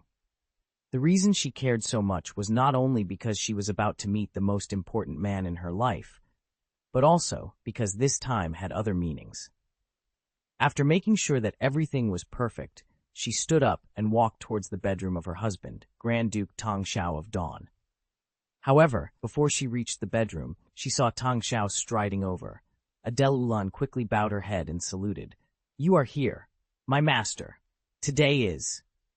"Let's go." Tang Xiao interrupted her directly, waved his hand, and walked out first. Adele Ulan did not dare to neglect at all and quickly followed behind him. They walked to a beautiful courtyard where more than a dozen nannies and maids were already present, surrounding a pair of delicate children playing. A boy and a girl, about 2 years old. The boy had blonde hair and the girl had black hair. They both had bright eyes and fair skin, and they were extremely cute. They played happily, surrounded by a variety of expensive toys. The nannies and maids around them held towels, medicine boxes, and clothes, ready to attend to the children at any moment. Seeing this pair of toddlers, Adele Ulan's eyes lit up, and she shouted, "Xiao Xing! Xiao Yun!" She was about to run over and hug them. However, at that moment, a cold breath came from behind. Adele Ulan stopped abruptly, turned around stiffly, and looked at her husband. Tang Xiao, the father of the pair of young children, stood with an icy demeanor that sent chills down everyone's spine. "Who told you to do this?" His voice was so cold that it made people shudder. Instantly, everyone around them halted their activities and bowed deeply in front of Tang Xiao, not daring to show any sign of defiance. Even the young children sensed something was amiss and stared blankly, not because they understood the words or emotions, but because the flow of the force made them aware of their father's displeasure. Bang! An invisible wave of energy erupted without warning, sending all the maids and nannies around the children flying several meters away. They landed on the ground, incapacitated. 2 unfortunate individuals crashed into a tree, the impact causing a sickening crack as their spines fractured. "Who told you to treat my son and daughter this way?" Tang Xiao's voice was frigid. "In this era, when the war has not yet ended, do you want to raise my children to be pampered playboys and princesses? Get out!" He punctuated his command with a forceful use of the force, causing the maids and nannies to scramble in terror, helping each other as they fled the scene. Thank you to Wu Wu Huaxia for the 500 starting coins. Chapter 881, Parenting Expert. Tang Xiao. After being scolded by Tang Xiao, the nannies and maids immediately scattered. Tang Xiao then walked forward and knelt down, looking at the pair of very cute children in front of him. Despite their cuteness, fear was evident in their eyes. He smiled and waved. "Come here, Tang Xing, Tang Yun." Tang Xing was the boy, and Tang Yun was the girl. When they were born, Tang Xiao had pointed at the endless starry sky on the star map and given them these names. It was simple and intuitive. The 2 children hesitated for a moment, afraid to come closer. They had inherited Tang Xiao's genes and were indeed force-sensitive, with very good talents. They could feel Tang Xiao's anger from earlier and the terrifying deterrent brought by the burst of force shock. This made them full of fear of the father in front of them. They didn't know what had happened to make their father suddenly become so scary. Tang Xiao was very patient at this time. He smiled and waved again. "Come here, good son, good daughter." The 2 children finally dropped their guard, opened their arms, and ran over, throwing themselves into Tang Xiao's embrace. However, they did not receive the hug they expected. Tang Xiao reached out and grabbed their shoulders, simultaneously blocking their attacks. Looking at the confused eyes of his children, Tang Xiao just smiled, pointed at the toys that were thrown on the ground earlier, and asked, "Which toy do you want to play with?" His son, Tang Xing, immediately pointed to a toy pistol with a holographic projection function that could randomly generate targets. "I want that one, that one." Tang Xiao smiled, raised his hand, and the toy pistol immediately flew over out of thin air and landed in his hand. "Wow!" Seeing this, his daughter Tang Yun was stunned. She stared at Tang Xiao's hand with stars in her eyes. But Tang Xing had no other thoughts. When he saw the toy pistol he wanted to play with coming over, he immediately reached out for it. "Dad, that one. The gun." Tang Xiao placed the toy pistol on the ground, and Tang Xing hurried over. However, a weak force barrier suddenly appeared next to the toy gun, blocking him. Tang Xing was very surprised. He raised his hand and pushed it again. As expected, it was blocked, and he couldn't take it. So he pointed at the toy gun and said to Tang Xiao, "Dad, give me the toy." But Tang Xiao smiled and said, "Do you want the toy? Then you need to find a way to get it yourself." Tang Xing quickly pushed again, but the force barrier was like a bubble. Although it was soft, it couldn't be penetrated. He suddenly became anxious and slapped it with more force, but it still had no effect. He turned back to look at Tang Xiao with pleading eyes. "Continue." Tang Xiao's face turned cold. Tang Xing still looked at Tang Xiao, raised a hand, and patted the barrier, indicating that he couldn't break it and needed help. At this moment, Tang Xiao just shook his head coldly and said, "If you can't break this barrier, then you will never be able to play with this toy." Tears began to well up in Tang Xing's eyes, but they still couldn't move Tang Xiao's hard-hearted resolve. At this time, Tang Yun, who was next to him, could no longer hold back. She grabbed Tang Xiao's lapel and jumped up, saying, "Dad, Dad, I want to play. I want to play." Tang Xiao lowered his head and asked, "So, what do you want to play with, Tang Yun?" Unexpectedly, Tang Yun pointed at his hand and said, "I want to fly. I want to fly." "Fly?" Tang Xiao raised his hand and shook it, then understood that Tang Yun meant the method of controlling objects through the air. He turned around and prepared to grab another toy. As a result, they saw that Tang Xing had abandoned the force barrier that he couldn't break and ran to the toy pile to find a new toy. Tang Xiao smiled coldly, raised his hand, and a toy lightsaber flew into his grasp. With an extremely powerful force, he crushed it down, shattering all the toys in the pile into pieces. "I said, break this barrier before you can play," Tang Xiao commanded coldly, looking at his son. Tang Xing stared at the pile of toy fragments in despair, his nose twitching. Finally, he couldn't hold back his tears. "Master, they are just children," Adele Ulan said, her voice filled with distress as she hurried forward to intervene. Unexpectedly, Tang Xiao turned to her with an icy glare. "Remember, I don't want to hear that sentence a second time. They are my children, the children of Grand Duke Liming. They will go to the battlefield in the future, commanding fleets and controlling the financial operations of countless planets from the administrative center. From the moment they are born, they are destined to be more than just children." Adele Ulan lowered her head, not daring to say another word. Tang Xiao pointed at Tang Xing and said, "Look at him, stimulate the desire and anger in his heart, and break the force barrier. Only then can he get the toy." "Yes," Adele Ulan responded softly. She walked over, knelt down, and gently touched Tang Xing's smooth blonde hair. Though it pained her, she bit her lip and said, "Be good, Xiaoxing. Mom will teach you how to do it, okay?" "Remember again, their surname is Tang, not Xiao," Tang Xiao's stern voice echoed. Tang Xing cried even harder, but Tang Xiao ignored him. He squatted down, showing a bright smile to his daughter, Tang Yun. "Well, Daddy, can I teach you how to fly?" "Yeah." Tang Yun nodded eagerly, reaching out and making random gestures as if she believed she could make things fly. Tang Xiao held a toy lightsaber in his hand. With a slight movement of the force, the toy lightsaber floated. He said to Tang Yun, "Then, try to fly like this. Before the toy flies up, this is all you have today." He controlled the toy lightsaber to fly over and fall into Tang Yun's hands. Tang Yun couldn't wait to try it. An hour later, Tang Xing still couldn't get the toy. He was still crying, his voice hoarse. Although Adele Ulan felt distressed, Tang Xiao's order was absolute. She could only softly encourage Tang Xing to concentrate again. But all she received was a stumbling response, and Tang Xing continued to cry. On the other side, Tang Xiao was very satisfied to see that Tang Yun was able to make the toy lightsaber move after repeated attempts. Although it was still far from being suspended, it was at least a very good start.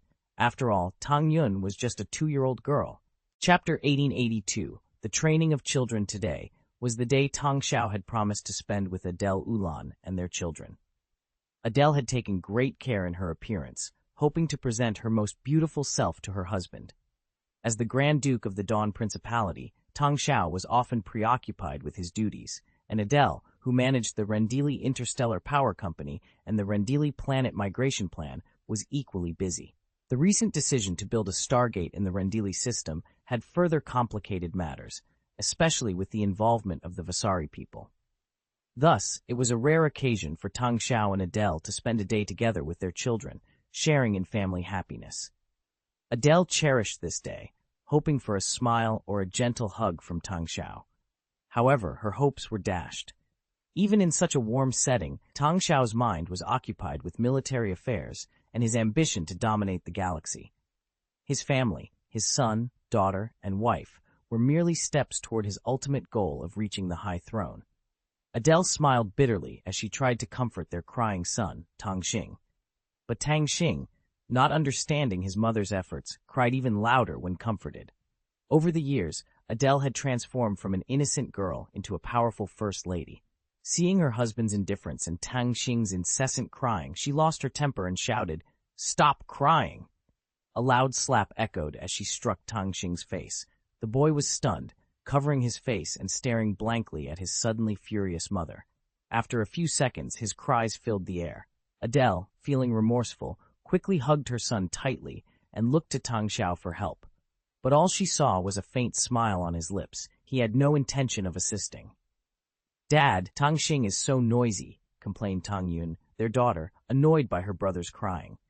"It's okay. Ignore him. Let's go somewhere else," Tang Xiao replied. He stood up, picked up Tang Yun, and walked to another part of the garden.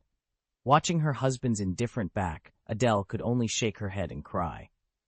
Tang Xiao had his own plans. As the executor of the one-man Sith, he was destined to achieve eternal life and stand at the pinnacle of power. He had no doubts about his success. He was determined.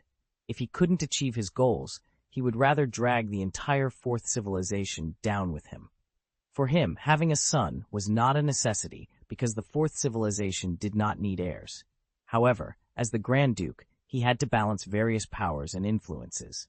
The planet Rendili, with its population of 600 billion, and the Rendili Interstellar Power Company, the largest industrial entity in the Principality of Dawn, were crucial. Therefore, Tang Xiao decided to have a child with Adele Ulan to solidify their relationship. Without a child, the people of Rendili might feel they couldn't trust Tang Xiao and might have other ideas. This wasn't a brainless system novel where loyalty was guaranteed by a wave of the protagonist's hand. Ruling a country required the binding of countless interests and relationships. Interest networks, rather than the kind of loyalty that can be conjured out of thin air by a single line of the system, are what truly matter. After his heir stabilizes Lundili, Tang Xiao will consider what else his heir can do. Obviously, as one's own heir, one should contribute to one's own path to hegemony, so one's own heir must not be an incompetent dandy. Tang Xiao didn't want his descendants to be like the god of Sorghum River chariots or the lord of Tumu Fort, who were heaven-defying beings. As a result of his continuous efforts, Adele Ulan successfully became pregnant 3 years ago and gave birth to twins 10 months later. This outcome made Tang Xiao very happy. Especially after testing, he found that both children had very good talents in the Force. While their talent was good, it was not extraordinary. After all, Adele Ulan is just an ordinary person, and Tang Xiao also feels that his Force talent may not be considered the best in the galaxy. But this is not insurmountable. Sometimes, talent is not the only factor that determines future achievements.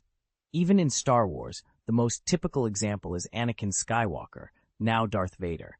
As a son of the Force, and a chosen one, he should have unparalleled talent in the Force, and should even be stronger than his son and daughter. But in the original plot, Although he was once one of the most powerful beings in the galaxy, he never reached the top in the end. This is due to his upbringing. That's why Tang Xiao decided to educate his children strictly so that they could become stronger and become his true right-hand men. While Tang Xiao continued to teach Tang Yun, he suddenly received a communication. When he looked down, he saw that it was from Helmut Zemo. If it were anyone else, Tang Xiao would have ignored it. After all, he was here wholeheartedly to share the family happiness with his son and daughter today, although the family happiness he had in mind might be a little different. But the caller was Baron Helmut Zemo, and that was different.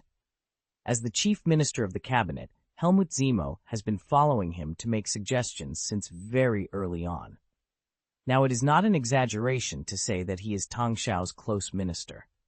He can be said to be the person Tang Xiao trusts the most, and he even became the second person to hold a title after Professor Qi Jianjun, the founder of the Fourth Civilization's aviation industry. Zemo is good at observing words and emotions and has a very accurate grasp of Tang Xiao's psychology.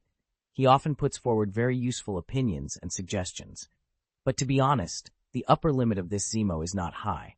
After all, he is just the movie version of Zemo, a conspirator who can grasp people's hearts. For Tang Xiao, perhaps with the continuous development of the Dawn Principality, there are not many people who are more talented and smarter than Zemo, but Zemo makes him very comfortable. There are very few people who can truly stand in his shoes and help him think about the problem, so Tang Xiao has great trust in Zemo. Chapter 1883, The Recluse Under Your Nose, Part 1. Tang Xiao gently set down Tang Yun, who was deeply engrossed in practicing the Force. He found a maid and instructed her to supervise Tang Yun's continued studies. With that settled, Tang Xiao headed to the conference room and connected the communication. Contacting me at this hour. If the Galactic Empire hasn't invaded the Eriadu galaxy, you'd better have a good reason, Tang Xiao said coldly. Even to Helmut Zemo, interrupting his time with his children was highly offensive. Zemo's tone was oddly hesitant. Your Majesty, well, there's a crow looking for you. A crow? Tang Xiao was taken aback. Yes, a crow, a talking crow, Baron Helmut Zemo explained. It specifically asked for you, claiming it has information related to your life. Information related to my life? Ha ha ha! Tang Xiao laughed, incredulous. With his power and influence, who would dare make such a claim? It was utterly absurd. Indeed, although I wanted to drive this crow away, or have the soldiers shoot it, they couldn't hit it. It might be using the Force, Zemo continued. Additionally, it mentioned that the news it brings is related to Dathomir. Tang Xiao paused at the mention of Dathomir. Where is it? He asked. In your office, Zemo replied. I'll be right there, Tang Xiao said, turning and leaving immediately. Taking a shuttle from the spaceport, it took less than 10 minutes to reach the Grand Duke's palace. Upon arrival, he saw that the palace was heavily guarded, with more than a dozen soldiers of the Fourth Army stationed at the office door. Tang Xiao signaled the soldiers to leave and then opened the door. Inside, a crow stood on his desk, and Baron Helmut Zemo stood nearby, looking embarrassed. The crow's feathers were black and shiny, and its green eyes glimmered with intelligence. It occasionally used its beak to preen its feathers. Tang Xiao snorted coldly, raising his hand. An immensely powerful force condensed, grabbing the crow like an invisible hand. The crow struggled and then spoke in human words. Lord Death Angel, Lord Death Angel, please spare my life. Tang Xiao remained silent, increasing his grip. The crow was soon overwhelmed, pressed to the ground, unable to move. It screamed, Lord Angel of Death, I truly have news to report. I wish to serve you in the future. Spare my life. Oh, you know about the Death Angels? Ha ha ha! Tang Xiao laughed coldly, then released his grip. He had tested the crow's power. It did possess the Force, comparable to a Jedi Master. But compared to him, it was no threat. Speak, Tang Xiao commanded calmly. Green rays of light suddenly emanated from the crow, gradually spreading as the crow grew larger. To Tang Xiao's surprise, the crow transformed into a human. The figure was a woman in her 40s, with black hair and a sharp, angular face. She resembled the archetypal witch from legends, exuding a sinister aura. She wore silver-gray, tight-fitting armor with a red lining and a cloak made of black feathers. Tang Xiao frowned, pondering.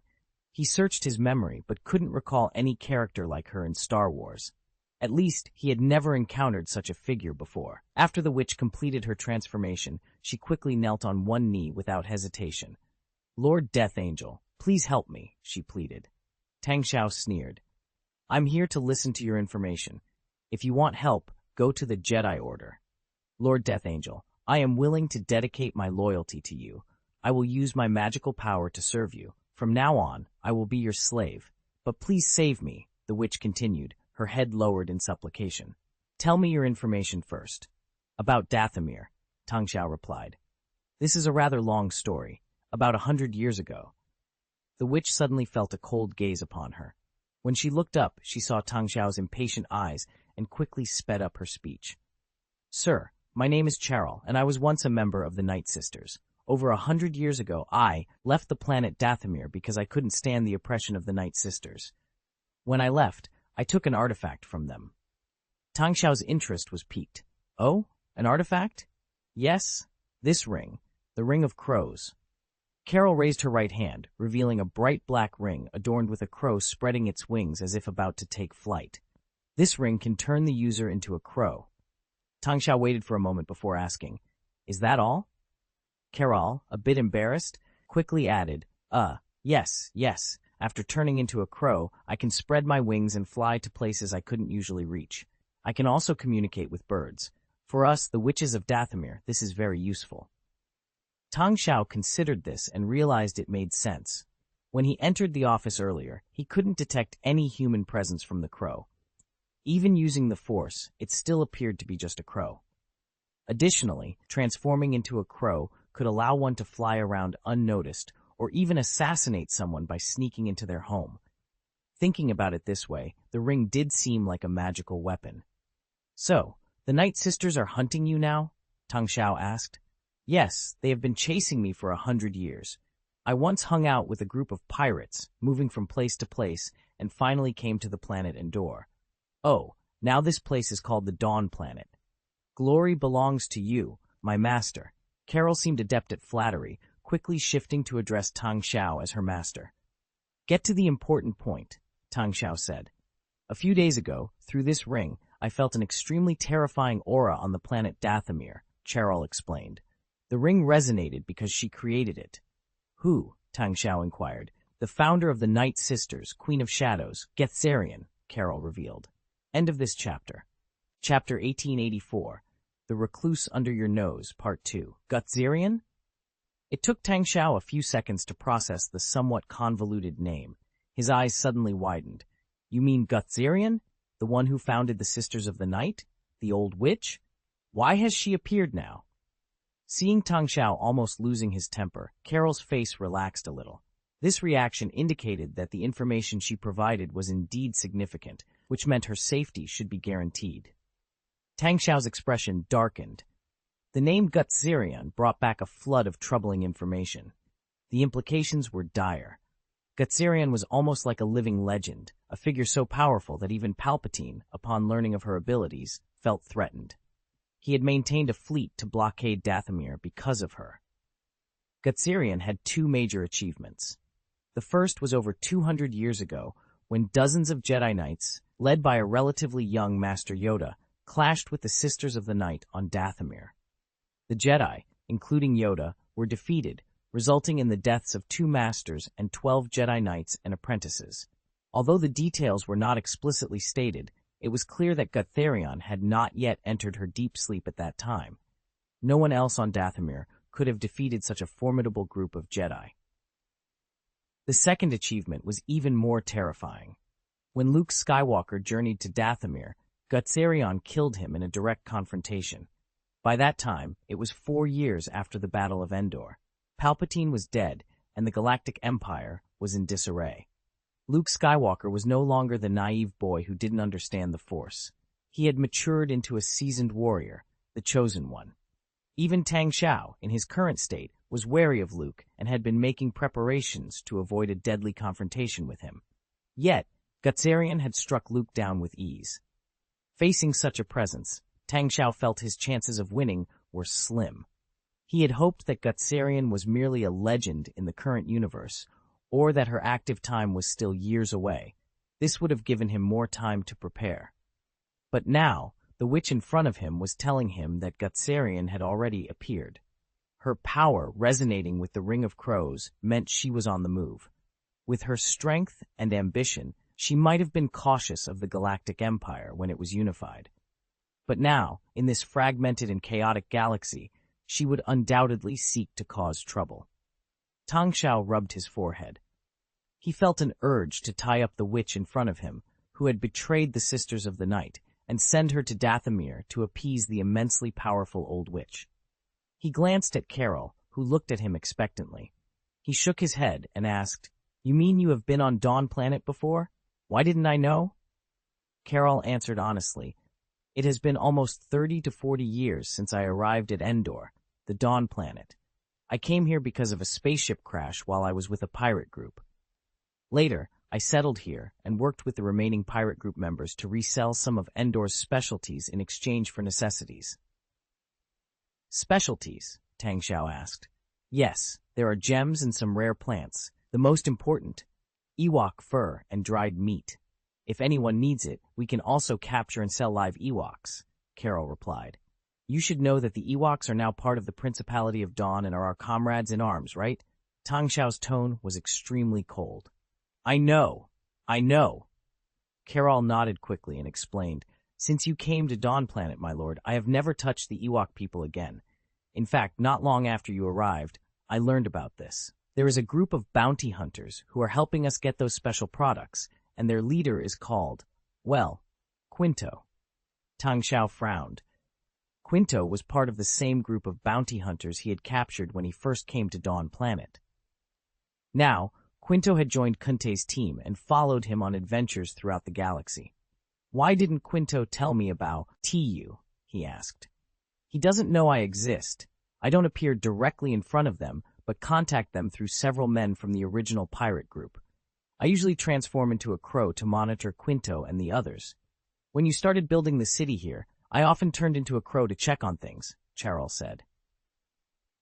"Why didn't you come directly to us and talk to us?" Tang Xiao asked again. "The life of the Sisters of Darkness on the planet Dathomir is harsh. We live in wooden houses and lead a simple, primitive farming life. We study shadow magic every day and train to fight and kill. This is our entire existence. Our mistress also takes mercenary jobs from outside, such as assassinations, and then assigns them to us. She keeps all the bounties, and sometimes the sisters sent on these tasks don't even survive," Carol said, lowering her head. It was clear that her past experiences were extremely painful, which was also the main reason for her betrayal. "Then," Carol added, "I live in a secluded wooden house here. My life may seem simple to you, but for me, without the oppression of the Night Sisters, it is free. I don't want to get involved in your lives, and I don't want anything from you. You have troops and warships, and I can't do anything against you."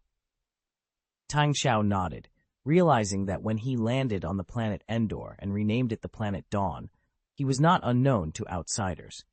Recalling that time, there was a crow staring at them in the woods. When he thought of this, he even felt a little scared. At the same time, he also understood the power of the crow ring in her hand. Before he started practicing the Force, if Cheryl had used the power of the artifact to attack him suddenly when he came to the surface of the planet, he would most likely have been killed by this witch on the spot. Of course, the witch who showed up could not escape death, but what would be the point? At least it made no sense to him. Fortunately, this witch did not want to conflict with them, nor did she want to live in modern civilization, so she chose to live in seclusion. "So now you come to me because you are worried that Gus Zerlane will continue to hunt you?" Tang Xiao asked. "Yes.